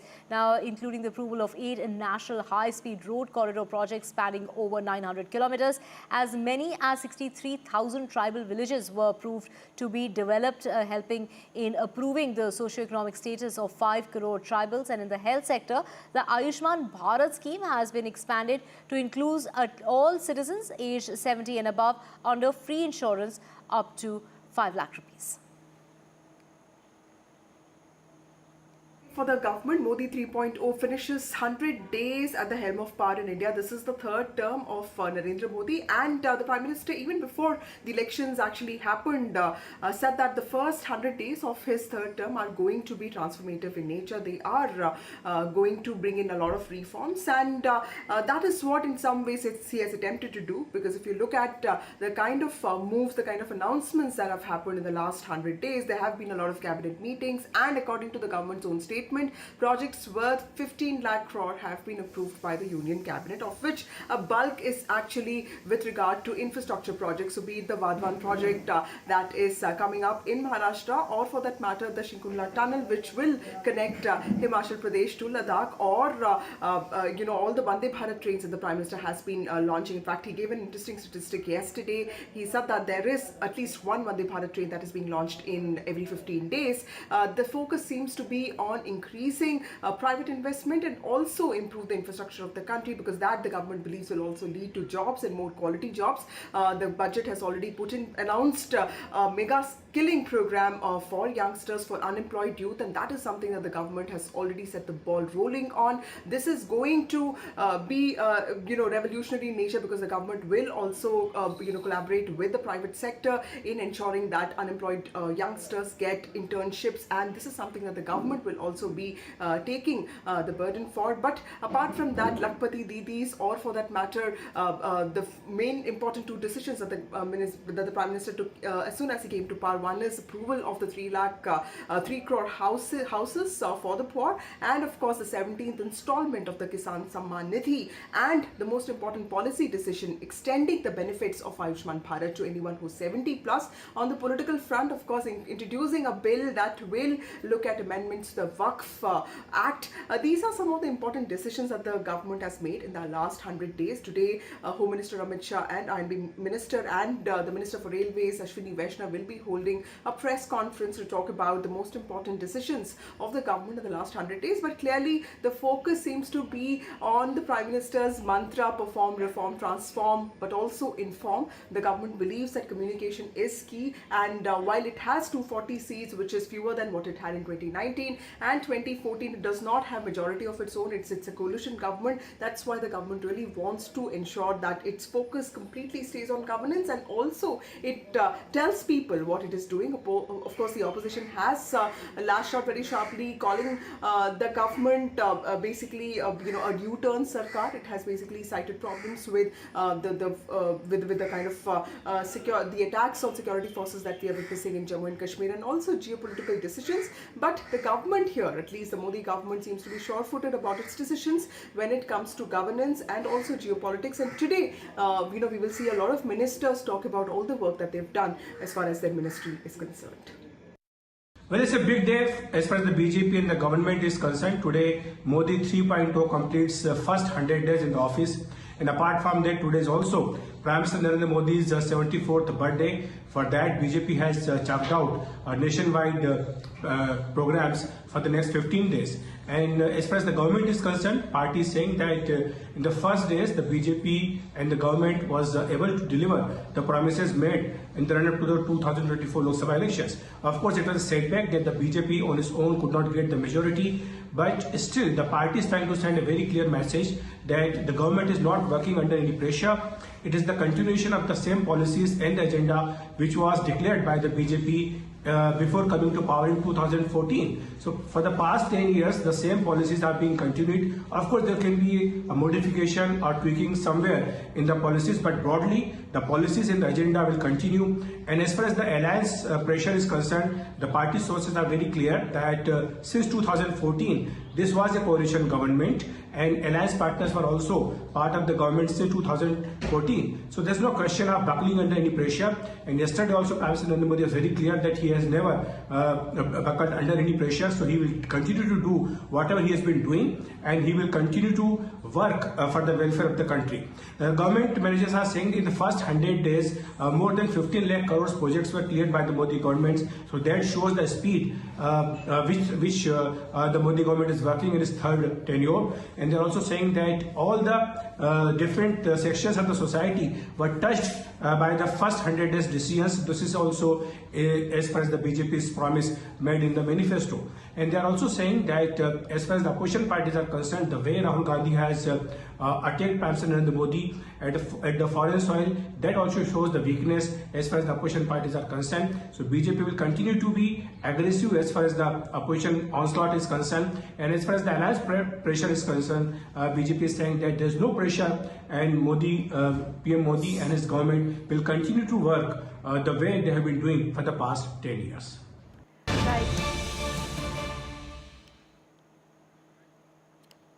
breaking news coming in. In fact, now the suspense is going to come to an end when it comes to the replacement of Arvind Kejriwal. Delhi will have a new chief minister, and that announcement is going to be made at 12 o'clock in the afternoon. Well, the Delhi chief minister will be stepping down. He will be resigning today. Do remember, he'd made that announcement just 48 hours ago. On Sunday, he said that in 48 hours, he will be stepping down and he will be announcing who the new chief minister will be. And that decision is going to be taken, and that announcement is going to be made at 12 o'clock in the afternoon. The Aam Aadmi Party will announce the name of Delhi's new chief minister. The announcement will be made after the meeting of the legislative party. So the Aam Aadmi Party there will be announcing who will be the next chief minister when it comes to the national capital. Do remember, it's Arvind Kejriwal who said that he's got justice from the court of law, but he's now looking for justice in the eyes of the people. He's waiting for the people's verdict. He's in fact asking them if Arvind Kejriwal is guilty or innocent. He's saying till he doesn't win the hearts of the people of Delhi, until that verdict is not out, he will not be stepping in the shoes of the chief minister. He will be stepping down, and that it will be the Aam Aadmi Party's probables, one of them which includes Raghav Chadda as well as Atashi and Kailash Gehlot. Let's just listen into what Saurabh Bhardwaj has to say. नहीं बैठूंगा तो कुर्सी तो अरविंद केजरीवाल की इस 5 साल भी है और आने वाले 5 साल में भी होगी. इस 2-3 महीने की वैल्यू इतनी है, या शायद 1 महीने की, कि जब तक केंद्र सरकार चुनाव नहीं कराती, चुनाव आयोग चुनाव नहीं कराता, जो हम चाहते हैं जल्द से जल्द हो जाए, तब तक हम में से एक साथी उस कुर्सी पे बैठेगा. ऐसे बैठेगा जैसे भरत भगवान राम के सिंहासन पे खुद ना बैठ के उनकी खड़ाव रख के जो है शासन चलाते थे. ऐसा है. हम में से एक साथी मतलब वो अभी मंत्रिमंडल का कोई आदमी हो सकता है. देखिए, वो मौजूदा मंत्री भी हो सकता है, वो मौजूदा विधायक भी हो सकता है, कोई भी हो सकता है. और कल जो है मुख्यमंत्री जी ने पीएसी के सदस्यों से और मंत्रिमंडल के सदस्यों से लंबी चर्चा की, सबसे अलग अलग चर्चा की, और आज विधायकों से जो है एक चर्चा होगी, और हो सकता है कि उस चर्चा के बाद कोई नाम सामने आ जाए. आपने कई जगह कहा भी कि आतिशी का नाम ज़्यादा चल रहा है, मेरा नाम नहीं चल रहा है. देखिए मैंने, अब कोई आदमी मुझे अपने टीवी स्टूडियो में बिठा के बोले कि साहब आप भी मुख्यमंत्री हैं, आपका नाम भी चल रहा है, तो मैंने उनको बोला मेरा नाम नहीं चल रहा है. बाकायदा वो कई नाम चला रहे थे, तो मैंने कहा हाँ, ये सब नाम चल रहे हैं, और आप ही लोगों के माध्यम से जो है ये नाम सुनाई देते हैं, कभी अखबारों में सुनाई देते हैं, कभी टीवी में सुनाई देते हैं, और मुझे लगता है अच्छा है. कई नामों का चलना जो है एक स्वस्थ प्रजातांत्रिक परंपरा के लिए बहुत अच्छा है, और मुझे लगता है कि इसमें कोई एतराज़ नहीं होना चाहिए किसी को. लेकिन सब आकलन है, और अभी जैसा आपने कहा कि अगले We have Ishika joining us to get us more on this. Ishika, Saurabh Bhardwaj there clarifying that he is not in the running as far as the position of the chief minister is concerned. He's also gone on to say that, citing example of the Ramayan, saying that just like Bharat was holding fort while, Lord Ram was away, basically something what the BJP and the Congress has also been saying in regard to, this being just a dummy chief minister in place of Arvind Kejriwal, and that announcement basically that we do know now is going to be made at 12 o'clock in the afternoon.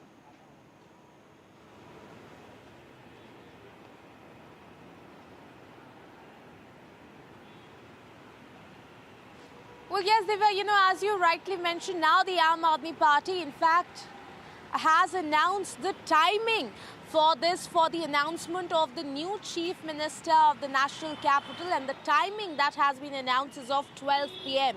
That is after the meeting of Arvind Kejriwal with the Aam Aadmi Party MLAs is over, and the new face, in fact, a new chief minister is elected. After that, the announcement will be made. And we just heard, and as you rightly mentioned, senior leader of the Aam Aadmi Party and also cabinet minister in the Delhi government, going on to say, that this time, this chief minister will, doing the role of Bharat in Ramayan. So certainly, saying that it is going to be just for an interim period till the time that Arvind Kejriwal is re-elected in the coming election. This chief minister will be there. So over that only, we already heard the reactions that are coming from the BJP, the opposition here. They in fact have attacked attacked Arvind Kejriwal and the entire Aam Aadmi party, saying that today it is more of a political drama because at this time, whoever is elected as the chief minister, selected as the chief minister, is only going to be the dummy chief minister, and Arvind Kejriwal will still be taking, making all the decisions, and, the dummy chief minister will only be signing the files, because they say that it was more of a compulsion for Arvind Kejriwal, looking at the bail conditions that was given by the Supreme Court, where it was clearly mentioned that he cannot deliver any duties of a chief minister. So certainly now 12 p.m. is something that the entire, not just the national capital, but the entire country awaits as to who will be the new interim chief minister of the national capital. Over to you. Right, that announcement that's going to come about at 12 o'clock in the afternoon. So all eyes on who will be the next chief minister. We just heard Saurabh Bhardwaj there saying that he is not in the running. So that really narrows it down basically to the names, whether it's Atishi, whether it's Sanjay Singh, Raghav Chadha, some of the names and the probables when it comes to the next chief minister. Moving on now to more news coming in, and this is in regard to Odisha. And let's just get you details of a water storage facility at Minor Vedanta Aluminium's unit in Odisha that breached on Sunday, impacting agricultural land in the region, which was flooded by red mud. Now, red mud is the waste generated in the production of aluminium from bauxite. It's also known as bauxite residue. But there is a statement that's been made by Vedanta saying that this was due to the overflowing due to heavy rain. And to get more on this, we have Mihika joining us. Mihika, take us through the details. Yeah. The breach is actually Vedanta Aluminium's Lanjigar Alumina refinery in Odisha. Alumina is a key raw material for aluminium production, and the breach occurred on September 15th of 2024 in the early hours of the day and was caused due to unprecedented rains in the area. And what the extreme weather did, it elevated the water levels as well as the pressure in the facility's catchment area, which led to the breach. The company did issue a response about the facility breach. They said that the facility has been built to international standards and is regularly monitored via digital as well as manual tools, and they informed the state administration right away. Now, in terms of the impact of the breach, no injuries or loss of livestock has been reported so far, and the overflow, however, has impacted the agricultural areas. The company did initiate immediate containment and mitigation measures and is currently addressing the breach. No disruption to current operations so far. The refinery continues to operate, is what the company has said, and they've said that there's no damage caused to the company's red mud storage facility. A little bit about the refinery in detail. The aluminium refinery had a total production of around 1,813 kiloton in FY24, and the entire aluminium business actually contributed 26% to the company's EBITDA. Thank you so much, Mihika, for getting us all those details. Well, with that, let's just move on to more news.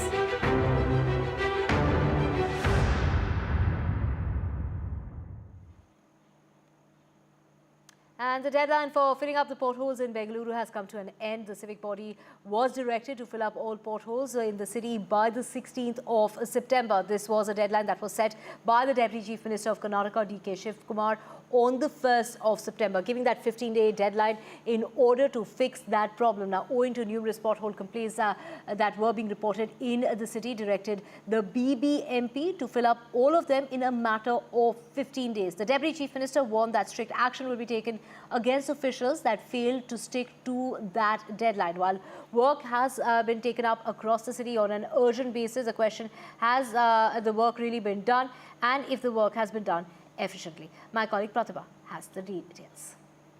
15-day deadline for covering and filling up all the potholes in Bengaluru has come to an end. The deadline ended on September 16th. It is September 17th that we're talking of. And here is a reality check. The condition of the roads as well as the presence of potholes still mention or point to the fact that the work hasn't really been done to the fullest.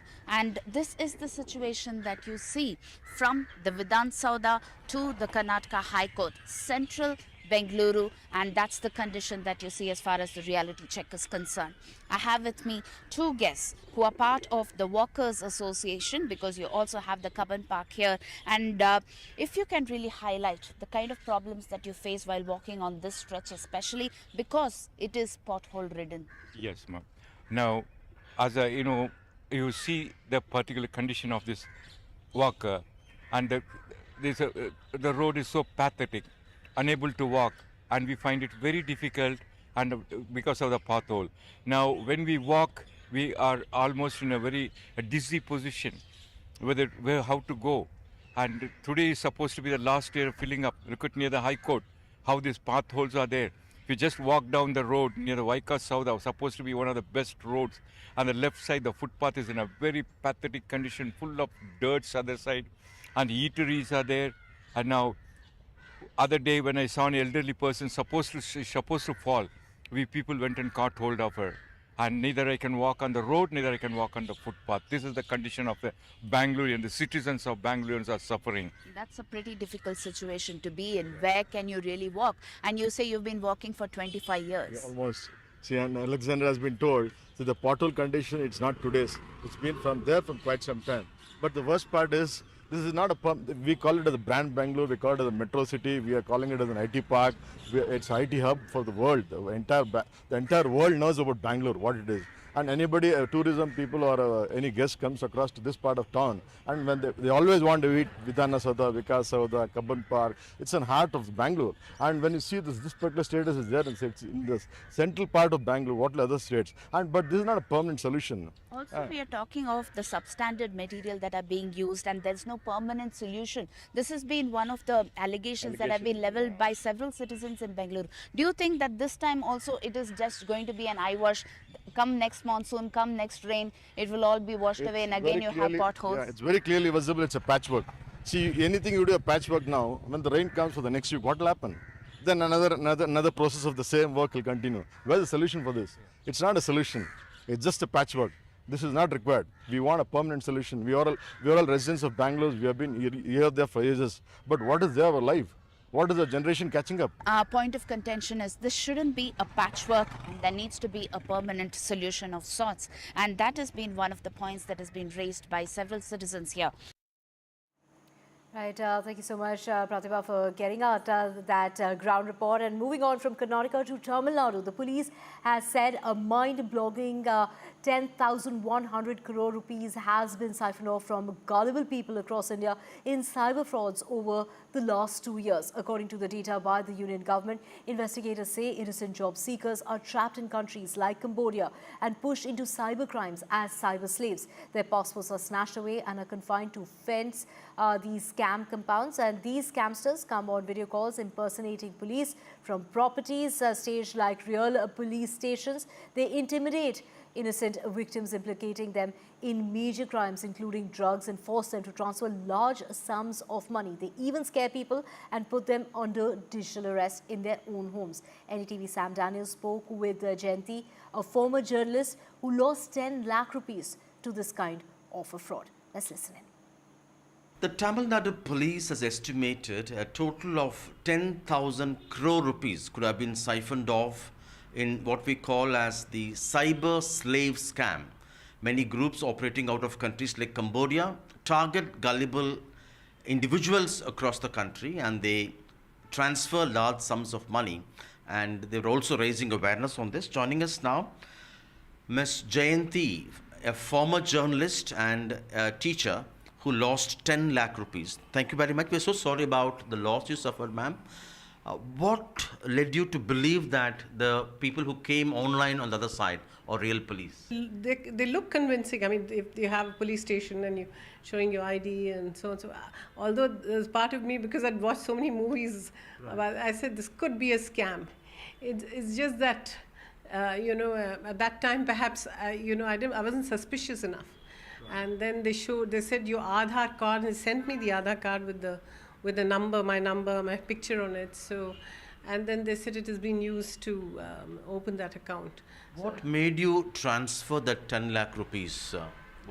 Were you under intimidation? Yeah. They said I'd be, an arrest warrant has been issued because I've taken laundered money from Raj Kundra, and he said that he's paid up for people to sell their accounts, sell their Aadhaar cards to him, and this has been done. And since they showed me the Aadhaar card with my picture, I believed. They said arrest has been issued and it's out and you would be arrested. It's just that they're fairly convincing, and then I showed you that Supreme Court order and so on and so forth. And you were also kept under digital arrest. They didn't let you go out freely. They said I have to report to them every 20 minutes. They said if I go out, it shouldn't be for a long time. And they said I shouldn't tell anyone because it's covered under the National Security Act. They said, if I went out, I shouldn't spend too much time outside and, shouldn't talk to anybody over the phone beyond 5 minutes. But I had to go to the hospital, so I went and came back.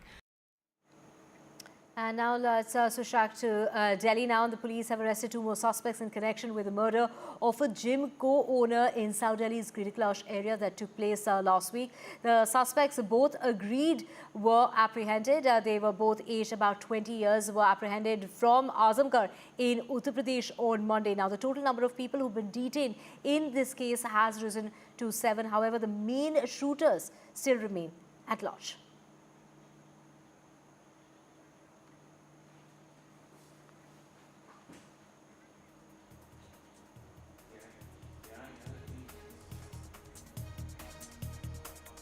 And with that, it's a wrap on this bulletin. News and updates will continue on the other side. Thank you so much for your time.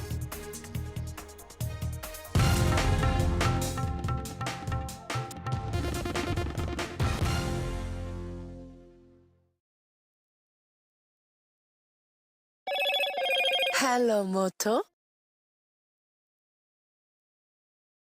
Motorola Razr 50 Ultra comes with Google Gemini.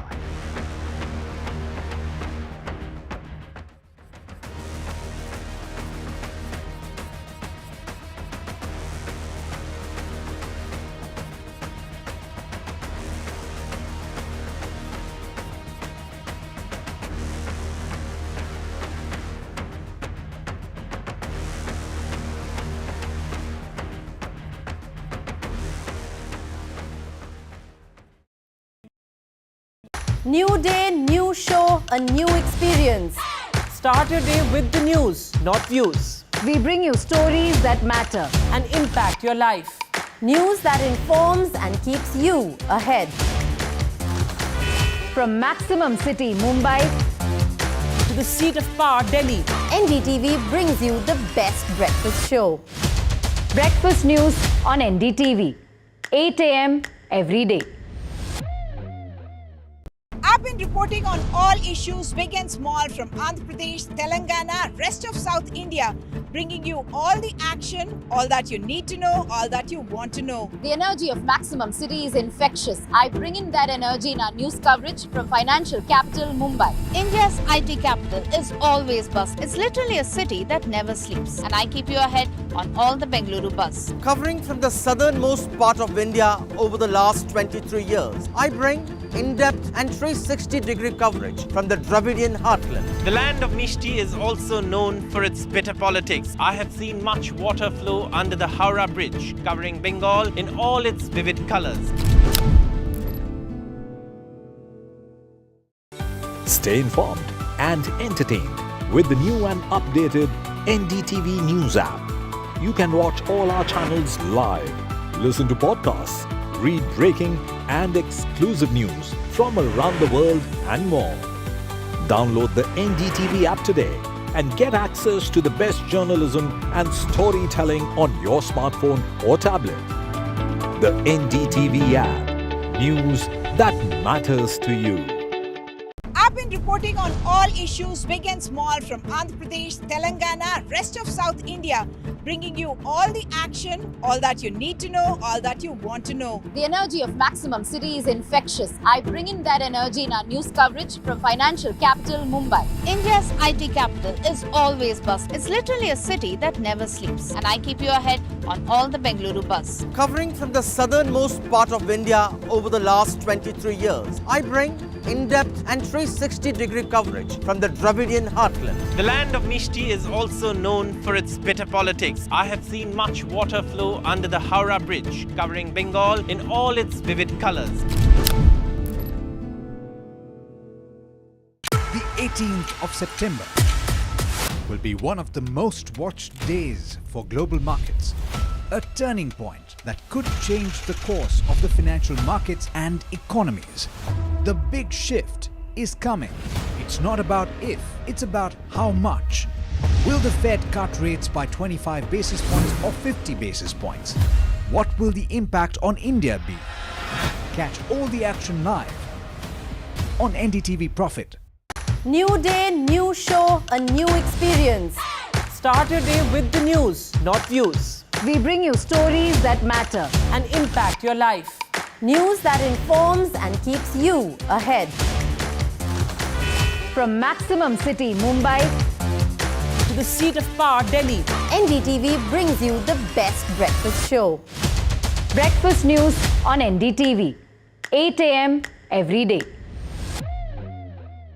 I've been reporting on all issues big and small from Andhra Pradesh, Telangana, rest of South India, bringing you all the action, all that you need to know, all that you want to know. The energy of Maximum City is infectious. I bring in that energy in our news coverage from financial capital Mumbai. India's IT capital is always buzz. It's literally a city that never sleeps. And I keep you ahead on all the Bengaluru buzz. Covering from the southernmost part of India over the last 23 years, I bring in-depth and 360-degree coverage from the Dravidian heartland. The land of Mishti is also known for its bitter politics. I have seen much water flow under the Howrah Bridge, covering Bengal in all its vivid colors.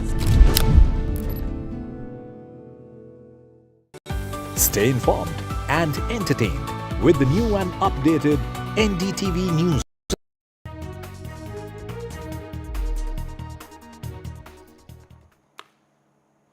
It's 10 a.m. You are watching NDTV 24/7. I'm Parmeshwar Bava. We've got an action-packed bulletin lined up for you. Let's begin with the headlines we're tracking currently. As far as the suspense over the next Delhi Chief Minister is concerned, we are likely to have clarity at noon today. A big announcement is expected ahead of Mr. Kejriwal's resignation. A new Chief Minister is expected to be announced.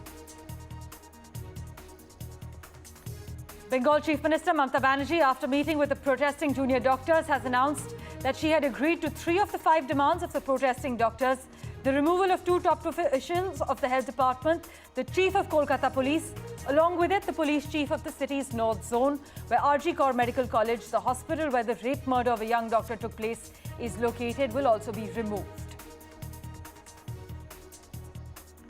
The first 100 days of the Modi 3.0 government, the government puts a spotlight on their major decisions, but asserting that the first 100 days of Prime Minister Modi's government has been marked by U-turns. The Congress said that Mr. Modi, in his 3rd term, has proven to be a weak Prime Minister. As the 15-day deadline imposed by Deputy Chief Minister D.K. Shivkumar to fill all potholes ends, the BBMP was seen going full steam with the task, but will Bengaluru residents experience a smoother ride? That's the big question. There's been a dam breach at the Vedanta mining unit in Odisha. Farmland has been flooded with red mud, bauxite residue, as you can see. Vedanta says the refinery is operating in compliance with regulations. And Ganpati Visarjan today, there's heavy security and traffic restrictions in Mumbai. 21,000 police personnel, 71 control rooms, and 761 lifeguards have been deployed.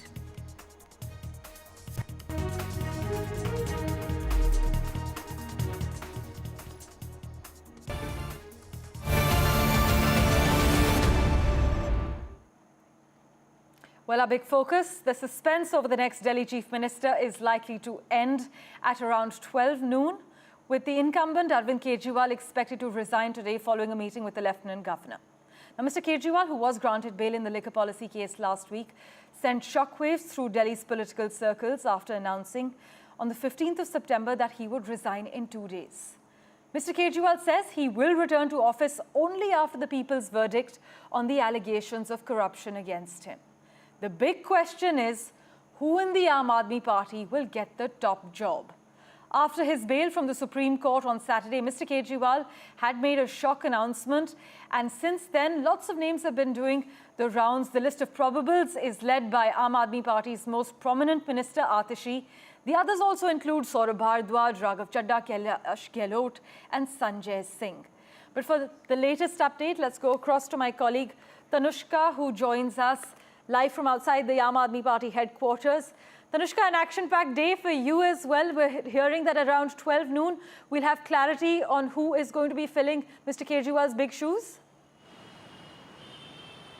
Right, exactly, Parmeshwar. As the Aam Aadmi Party Supremo goes into, filing his resignation, the formal procedure of the tender of his resignation will happen at later in the afternoon today at 4:30 p.m. when he goes to visit the Delhi Lieutenant Governor V.K. Saxena. However, earlier in the afternoon at 12 noon, as you also mentioned, the Aam Aadmi Party Supremo who will be meeting with, will be holding a legislative meeting with his MLAs, the senior party leaders, to discuss upon finally the name of his successor, who will be the chief minister, who will hold on to the chair in the meanwhile until the state assembly elections. Remember, Arvind Kejriwal, while announcing for his resignation, also requested for an announcement of or a preponement of the Delhi state assembly polls to November instead of it happening in next year in February. So, however, as of now, all eyes are on this announcement, which we're looking forward to right from Arvind Kejriwal's residence, wherein all of these important and senior party leaders will be getting together. Yesterday as well, the chief minister, who's set to resign today, held marathon meetings with his political affairs committee on a one-on-one basis with all of his senior leaders. As of now, what we're understanding from sources is that the primary name that's cropping up for the position of the chief minister is Atishi. She has held important portfolios such as education and finance. She's also chaired the important cabinet meetings in the absence of Chief Minister Arvind Kejriwal, as well as former Deputy Chief Minister Manish Sisodia. Of course, there are other names as well. Saurabh Bhardwaj, who is the three-time MLA from the Greater Kailash area, is also someone who's a probable candidate for the chief ministerial position. Aam Aadmi Party MP, Rajya Sabha MP Raghav Chadda may also be someone who is in the rounds, whose name is cropping up as the next chief minister. However, confirmed and formal announcements will be made simultaneously as the Chief Minister Arvind Kejriwal tenders in his resignation on who is going to be the next Chief Minister on an interim basis for the national capital. Back to you. Well, Tanushka, also take us through what the BJP is saying regarding Mr. Kejriwal's shock announcement. Right, it's not just the BJP, Parmeshwar, but also the Congress who surprisingly come out with similar notions on this resignation. Both the parties have raised questions that why has this resignation come in now and not earlier when the Chief Minister was in jail. They all believe what these leaders have been saying is that this resignation is a mere political stunt and a gimmick, and it has no value or impact to it. Senior Congress leaders such as Sandeep Dixit have also said that the Chief Minister virtually has no powers at this point, which is what the BJP leaders have also resonated, as he's bound by these conditions by the Supreme Court as he's out on bail. Which is why what the BJP has also been attacking and saying is that this is why the Arvind Kejriwal has set to resign, and it is nothing more than theatrics, and it's going to add no impact of value onto the elections. What the BJP has also been, speculating about is that this is just Aam Aadmi Party's way to get out to people and play with people's emotions at this point. And it's something that the Aam Aadmi Party has done earlier as well. Arvind Kejriwal has stepped down earlier as well from his post. It's not the first time that he's doing this. So these are the sort of reactions that the Congress, they were in an alliance also, but the Congress is also coming up with, not just the BJP. As always, Tanushka, thank you so much for taking us through all the aspects of the story. We are, of course, going to revert to you for regular updates post 11:30 a.m. when the MLAs are meeting Mr. Kejriwal. With that, let's turn our attention now to West Bengal, where Chief Minister Mamta Banerjee, after meeting with the protesting junior doctors, has announced that she had agreed to 3 of the 5 demands of the protesting doctors. The removal of 2 top officials of the health department and the chief of Kolkata police. Along with it, the police chief of the city's north zone, where RG Kaur Medical College, the hospital where the rape murder of a young doctor took place, is located, will also be removed. Though the impasse is solved, the protest and the cease work is expected to continue till the formal orders are issued shortly, we're told. The Supreme Court, meanwhile, will continue hearing the RG Kaur case today as well. अगर काम करते करते किसी को 2 minute देर हो जाता है, कोई काम पे अगर थोड़ा गलती हो जाता है तो उसको लेके अगर किसी को गुस्सा है तो गुस्सा निभाने के लिए, गुस्सा निपटाने के लिए हमने कोशिश किया। हेल्थ डिपार्टमेंट, पुलिस डिपार्टमेंट में जो जस्टिस उन्होंने मांगा, हमने कोशिश किया। हमारा पुलिस जो सीपी को हम चेंज करने का फैसला किया है, उनको साथ बात करके उनको कॉन्फिडेंस में लेके, उन्होंने भी नहीं चाहते थे जितना उसका खिलाफ में बहुत सारे बात उठाया। उन्होंने भी कहा कि हमारा भी परिवार है, हमारा परिवार को अच्छा नहीं लगता, इसी के लिए हम भी छोड़ने चाहते हैं। उन्होंने खुद डॉक्टर लोग जब मिलने गया था तब उन्होंने बताया। Well, amid unrelenting protests by the junior doctors in Kolkata, the Supreme Court will resume its suo motu hearing. But meanwhile, Enforcement Directorate officers this morning started simultaneous raids at 6 locations in Kolkata, including the residence of a TMC MLA in connection with their investigation into financial irregularities at the RG Kar Medical College and Hospital. Saurabh Gupta was tracking these raids very closely. Here's what he sent us. After 4 p.m. is what the Chief Minister Mamata Banerjee announced, and this was a late night dramatic announcement. Remember that meeting went on till pretty late, and then of course the minutes had to be typed, and both sides had to agree, and that took a lot of time. However, eventually it was done, the minutes were typed and published, and also the agreements were reached. And what we know is that the doctors are still of course continuing their strike, but are likely to call it off after the Supreme Court hearing. Because remember, the government has met most of their demands. For example, one of their demands was justice for the victim. That's something that the CBI is looking into. The CBI is investigating the case. The second thing is what we know as, the removal of top health officials and health department officials, and that's something that the government has agreed to, except for the health secretary, because the government explained to them and reasoned with them that, look, we cannot clean out the entire department at one go. There has to be continuity in government, so the health secretary stays for now. But the biggest decision and the biggest announcement came in the form of the removal of the Kolkata police chief, or the police commissioner, Vineet Goyal. He, of course, will hand over charge to someone else after 4 p.m. and by then one expects the Supreme Court hearing will be done. The students or the protesting doctors are also expected to call off their strike after the Supreme Court hearing, because remember, most of their demands have been met, and the state government has, been, as Mamata Banerjee described, that they don't treat them as adversaries, they treat them as younger brothers and sisters, and therefore has acknowledged and accepted most of their demands. And the doctors, of course, have now a very little reason to continue their protest, but their call for justice for the victim is something that the CBI is handling and not the state government. And also, alongside what the Kolkata, police will see change is in terms of the DC North. And there was a serious allegation against the DC North by the victims' family members who alleged that he had offered them money, which had become a huge issue. So, of course, the DC North also goes. So, the state government, in a sense, largely accepting most of the demands of the doctors to bring this impasse to an end. Remember, many believe that the meeting that happened yesterday itself was a breakthrough, given the fact that these meetings were not taking place on previous 4 attempts, but finally it materialized and there was a breakthrough. The state government accepted most of their demands, and the Supreme Court hearing is what everyone is now going to keep an eye on.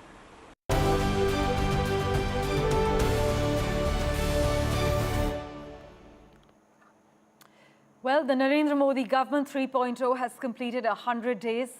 In a pleasant coincidence, it coincides with the birthday of our Prime Minister, which is being celebrated as Seva Divas. The last 100 days, the BJP says, have been historic in many ways, with the nation witnessing a slew of new development projects. But asserting that the first 100 days of the Prime Minister's led government has been marked by U-turns, the Congress has said that Prime Minister Modi in his third term has proven to be a weak Prime Minister. My colleague Vasudha and Akhilesh have the lowdown for us. Well, it's an important day for the government. Modi 3.0 finishes 100 days at the helm of power in India. This is the third term of Narendra Modi, and the Prime Minister, even before the elections actually happened, said that the first 100 days of his third term are going to be transformative in nature. They are going to bring in a lot of reforms, and that is what in some ways he has attempted to do, because if you look at the kind of moves, the kind of announcements that have happened in the last 100 days, there have been a lot of cabinet meetings, and according to the government's own statement, projects worth 15 lakh crore have been approved by the Union Cabinet, of which a bulk is actually with regard to infrastructure projects. So be it the Vadhavan project that is coming up in Maharashtra, or for that matter the Shinkunla tunnel, which will connect Himachal Pradesh to Ladakh, or all the Vande Bharat trains that the Prime Minister has been launching. In fact, he gave an interesting statistic yesterday. He said that there is at least one Vande Bharat train that is being launched in every 15 days. The focus seems to be on increasing private investment and also improve the infrastructure of the country, because that the government believes will also lead to jobs and more quality jobs. The budget has already announced a mega skilling program for youngsters, for unemployed youth, and that is something that the government has already set the ball rolling on. This is going to be revolutionary in nature, because the government will also collaborate with the private sector in ensuring that unemployed youngsters get internships, and this is something that the government will also be taking the burden for. But apart from that, Lakpati Didis, or for that matter the main important two decisions that the Prime Minister took as soon as he came to power, one is approval of the 3 crore houses for the poor, and of course the 17th installment of the Kisan Samman Nidhi, and the most important policy decision, extending the benefits of Ayushman Bharat to anyone who's 70 plus. On the political front, of course, introducing a bill that will look at amendments to the Waqf Act. These are some of the important decisions that the government has made in the last 100 days. Today, Home Minister Amit Shah and INB Minister and the Minister for Railways, Ashwini Vaishnav, will be holding a press conference to talk about the most important decisions of the government in the last 100 days. But clearly, the focus seems to be on the Prime Minister's mantra: perform, reform, transform, but also inform. The government believes that communication is key, and while it has 240 seats, which is fewer than what it had in 2019 and 2014, it does not have majority of its own. It's a coalition government. That's why the government really wants to ensure that its focus completely stays on governance, and also it tells people what it is doing. Of course, the opposition has lashed out very sharply, calling the government basically a U-turn sarkar. It has basically cited problems with the kind of the attacks on security forces that we are witnessing in Jammu and Kashmir, and also geopolitical decisions. But the government here, at least the Modi government, seems to be sure-footed about its decisions when it comes to governance and also geopolitics. And today, we will see a lot of ministers talk about all the work that they've done as far as their ministry is concerned. Well, it's a big day as far as the BJP and the government is concerned. Today, Modi 3.0 completes the first 100 days in the office. And apart from that, today is also Prime Minister Narendra Modi's 74th birthday. For that, BJP has chalked out nationwide programs for the next 15 days. And as far as the government is concerned, party is saying that in the first days, the BJP and the government was able to deliver the promises made in the run-up to the 2024 Lok Sabha elections. Of course, it was a setback that the BJP on its own could not get the majority, but still the party is trying to send a very clear message that the government is not working under any pressure.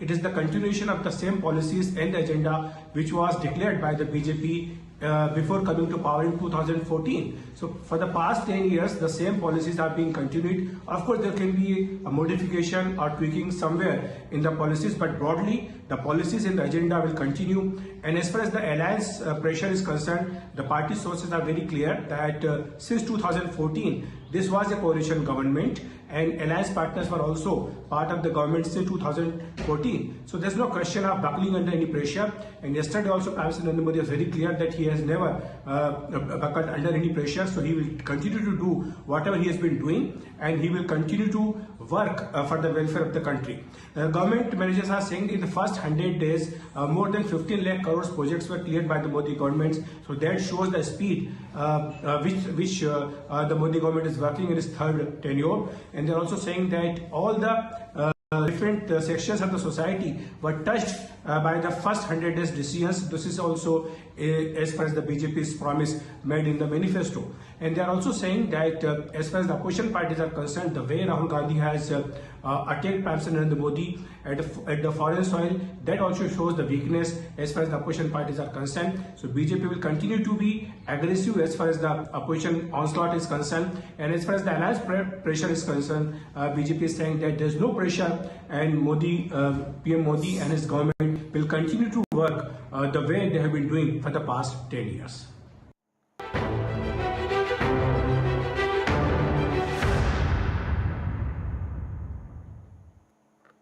In other crucial news, the deadline for filling up potholes in Bengaluru has come to a close. The civic body was actually directed to fill all potholes in the city by the 16th of September. On the 1st of September, the Deputy Chief Minister of Karnataka, D.K. Shivkumar, owing to numerous pothole complaints in the city, had directed the BBMP to fill up all of them within the next 15 days. That deadline has ended. The Deputy Chief Minister had warned that strict action will be taken against officials in case they failed to stick to that deadline. My colleague Pratibha Raman did a reality check. Here's her ground report. 15-day deadline for covering and filling up all the potholes in Bengaluru has come to an end. The deadline ended on September 16th. It is September 17th that we're talking of. And here is a reality check. The condition of the roads as well as the presence of potholes still mention or point to the fact that the work hasn't really been done to the fullest. And this is the situation that you see from the Vidhan Sauda to the Karnataka High Court, central Bengaluru, and that's the condition that you see as far as the reality check is concerned. I have with me two guests who are part of the Walkers Association, because you also have the Kaban Park here, and if you can really highlight the kind of problems that you face while walking on this stretch, especially because it is pothole ridden. Yes, ma'am. Now, as you see the particular condition of this walker, and the road is so pathetic, unable to walk, and we find it very difficult, and because of the pothole. Now, when we walk, we are almost in a very dizzy position, how to go. And today is supposed to be the last day of filling up. Look at near the High Court, how these potholes are there. If you just walk down the road near the Vikas Sauda, supposed to be one of the best roads, on the left side, the footpath is in a very pathetic condition, full of dirt. Well, to mark the milestone of Modi 3.0's 100 days, Union Home Minister Amit Shah and Railways Minister Ashwini Vaishnav will be addressing a press conference in just a few seconds. Let's just listen in to what's happening there with the Home Minister and Mr. Vaishnav.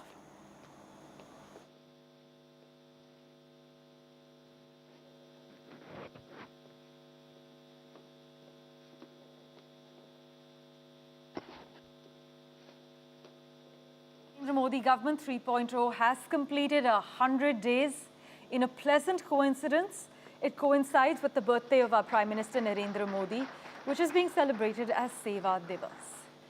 But the last 100 days, the BJP says, have been historic in many ways, with the nation witnessing a slew of new development projects. The Congress, though, has come out to say that it's been full of U-turns and Prime Minister Modi has been a weak Prime Minister this time around. But the government laying emphasis on the fact that there's been infrastructure development, they have done lots of welfare schemes, not just for the poor, but for women, students, the youth. Listen in to what the Home Minister has to say. मेरे साथी अश्विनी जी और मैं आप सभी का हृदय से स्वागत करते हैं। सबसे पहले तो आज प्रधानमंत्री मोदी जी का जन्मदिन है। पूरे देश में कई संस्थाएं जन्मदिन को सेवा पखवाड़े के नाम से मनाने का निर्णय किया है, जो हर साल करते हैं। 17 सितंबर से 2 अक्टूबर ये 15 दिन देश भर के सभी जरूरतमंद लोगों की सेवा में हमारे जैसे कई कार्यकर्ता इसको लगाएंगे। प्रधानमंत्री जी एक छोटे से गांव के गरीब परिवार में जन्म लेकर दुनिया के सबसे बड़े लोकतंत्र के प्रधानमंत्री बने। न केवल प्रधानमंत्री बने 10 साल में दुनिया भर से 15 अलग अलग राष्ट्रों ने इनको अपना सर्वोच्च पुरस्कार देकर न केवल प्रधानमंत्री जी हमारे देश का गौरव बढ़ाया है। आज देश की 140 करोड़ की जनता बहुत मन के साथ इनके दीर्घायुष के लिए प्रभु प्रार्थना कर रही है। मैं और अश्विनी जी भी वो प्रभु प्रार्थना के साथ अपने आप को संबद्ध करते हैं। मित्रों, आज की प्रेस वार्ता मोदी जी की तीसरी सरकार के पहले 100 दिन के कामकाज पर आपको सूचना देने के लिए बुलाई गई है। जैसा आप जानते हैं, लगातार 10 साल भारत के विकास को समर्पित, भारत की सुरक्षा को समर्पित और भारत के गरीबों के कल्याण को समर्पित सरकार चलाने के बाद इस आम चुनाव में तीसरी बार भारतीय जनता पार्टी को और हमारे साथी दलों को सरकार बनाने का एक जनादेश जनता ने दिया। इसके परिणाम स्वरूप 60 साल के बाद पहली बार कोई एक नेता तीसरी बार अपनी घोषणा के साथ देश का प्रधानमंत्री बनकर देश का नेतृत्व कर रहा है। 60 साल के बाद पहली बार देश में राजनीतिक स्थिरता का माहौल आया है और नीतियों के सातत्य को भी हमने अनुभव किया है। और नीतियों की दिशा, नीतियों की गति और नीतियों को क्रियान्वयन करने की सटीकता, ये तीनों 10 साल तक बरकरार रखकर 11वें साल में प्रवेश करना मैं मानता हूं बहुत कठिन है। दुनिया के कई देशों में भी देखा गया, जहां एक प्रकार से वाइब्रेंट लोकतंत्र है, वहां पर ऐसे बहुत कम ही उदाहरण दिखाई पड़ते हैं। और इसका कारण है कि इस 10 साल में देश की बाहरी सुरक्षा, देश की आंतरिक सुरक्षा और देश की रक्षा प्रणाली, इसको मजबूत कर एक सुरक्षित भारत बनाने में नरेंद्र मोदी सरकार ने बहुत बड़ी सफलता मोदी जी के नेतृत्व में प्राप्त की है। शिक्षा के अंदर आमूलचूर परिवर्तन, हमारे चिर पुरातन शिक्षा शैक्षणिक मूल्यों को समाहित करते हुए, हमारी भाषाओं को गौरवान्वित करते हुए और आधुनिक से आधुनिक शिक्षा को समाहित करते हुए नई शिक्षा नीति लाने का काम नरेंद्र मोदी जी ने किया है। जब मेक इन इंडिया का नारा दिया गया, काफी लोग इसका मखौल उड़ाते थे, मगर आज मैं बहुत फख्र के साथ कह सकता हूं कि भारत पूरी दुनिया में उत्पादन का सबसे चहेता केंद्र बन चुका है और ये वास्तविकता है। हमारी डिजिटल इंडिया की योजना को दुनिया के कई देश समझना भी चाहते हैं, स्वीकारना भी चाहते हैं और उसको अपने विकास का आधार भी बनाना चाहते हैं। इकोनॉमी के 13 पैरामीटर्स में, चाहे बैंकिंग हो, चाहे मुद्रास्फीति हो, चाहे विकास दर हो, हर पैरामीटर में हमने डिसिप्लिन लाई है और प्रगति भी की है। अंतरिक्ष के क्षेत्र में आज सभी लोग भारत का अंतरिक्ष के क्षेत्र में भविष्य उज्जवल है, इसको एक्नोलेज करते। 10 वर्ष में आजादी के बाद पहली बार दुनिया ने रीढ़ की हड्डी वाली विदेश नीति को देखने का मौका मिला है। भारत की विदेश नीति में मेरे जैसे कई लोगों को रीढ़ की हड्डी दिखाई नहीं पड़ती थी, अब भारत की विदेश नीति में रीढ़ की हड्डी दिखाई पड़ती है। 10 साल में देश के 60 करोड़ गरीबों को एक ही 10 साल में घर, शौचालय, गैस, पीने का पानी, बिजली, 5 किलो मुफ्त अनाज और 5 लाख तक की स्वास्थ्य की सुविधाएं देने का काम नरेंद्र मोदी जी ने किया है। और हमें लक्ष्य लेकर चले हैं कि अगली बार जब चुनाव में जाएंगे, इस देश में कोई व्यक्ति घर बगैर का नहीं होगा। युवाओं के लिए ढेर सारे मौके तराशे गए हैं।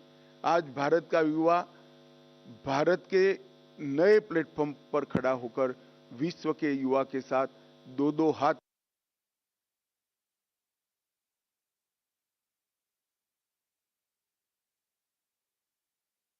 और उसे संपन्नता को ध्यान में रखकर लाए गए हैं, जिसके देश के अनाज के भंडार भी भरे रहेंगे, आत्मनिर्भर होकर हम एक्सपोर्ट की स्थिति में आएंगे और किसान की माली हालत भी सुधरेगी।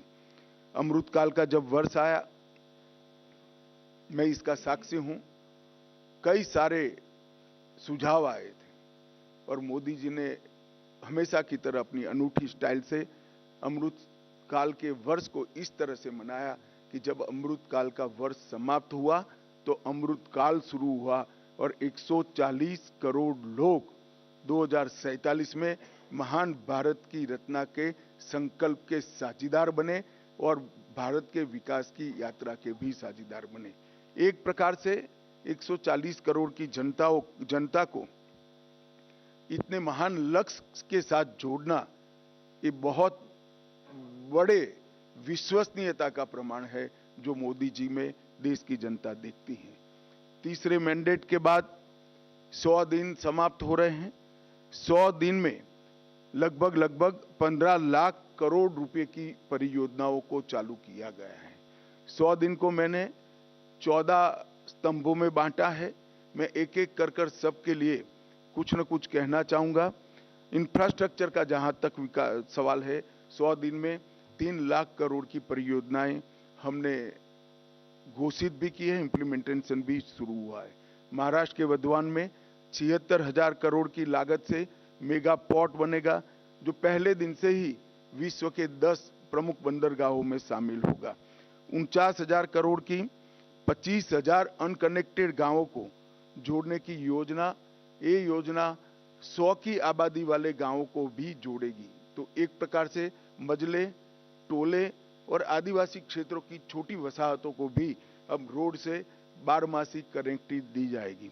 50,600 करोड़ की लागत से भारत के बड़े रोडों को भी बढ़ाने का निर्णय नरेंद्र मोदी सरकार ने किया है। वाराणसी में लाल बहादुर शास्त्री इंटरनेशनल एयरपोर्ट, पश्चिम बंगाल में बागडोगरा, बिहार में बिहटा में उन्नयन और अगत्ती और मिनीकोय में नवी हवाई पट्टी बनाकर पर्यटन को बढ़ावा देने के लिए आगे बढ़े हैं। बेंगलोर मेट्रो के phase 3, Pune metro, Thane integral ring metro और कई सारे मेट्रो के प्रोजेक्ट भी हमने इस 100 दिन में आगे बढ़ा है। किसानों को और कृषि का जहां तक सवाल है, 70वीं किस्त प्रधानमंत्री किसान सम्मान योजना की 9.5 करोड़ किसानों को 20,000 करोड़ रुपया वितरित किया गया और अभी तक कुल 12 करोड़ 33 लाख किसानों को 3 लाख करोड़ रुपया वितरित किया गया है। खरीफ फसलों का एमएसपी बढ़ाया गया है। मैं एमएसपी पर जरूर कहना चाहूंगा कि आप लोग भी आंकड़ों का अध्ययन करिएगा। यूपीए सरकार और कांग्रेस की राज्य सरकारों से कई गुना ज्यादा एमएसपी की खरीदी भारतीय जनता पार्टी की नरेंद्र मोदी सरकार ने की है, हमारी एनडीए सरकार ने की है। यही बताता है कि ये सरकार किसानों के हितों को समर्पित है। मक्के से इथेनॉल के उत्पादन के लिए सहकारी चीनी मिलों के इथेनॉल उत्पादक इकाइयों का मल्टीफीड इथेनॉल इकाइयों में रूपांतरण किया गया है। अब वो न केवल गन्ने के रस से, मक्के से भी इथेनॉल उत्पादन कर पाएंगे। तो जिस वक्त देश में चीनी की जरूरत होगी तब गन्ने का रस का उपयोग नहीं होगा, मक्के का उपयोग होगा, और चीनी ज्यादा होगी तब चीनी के रस से इथेनॉल बनेगा।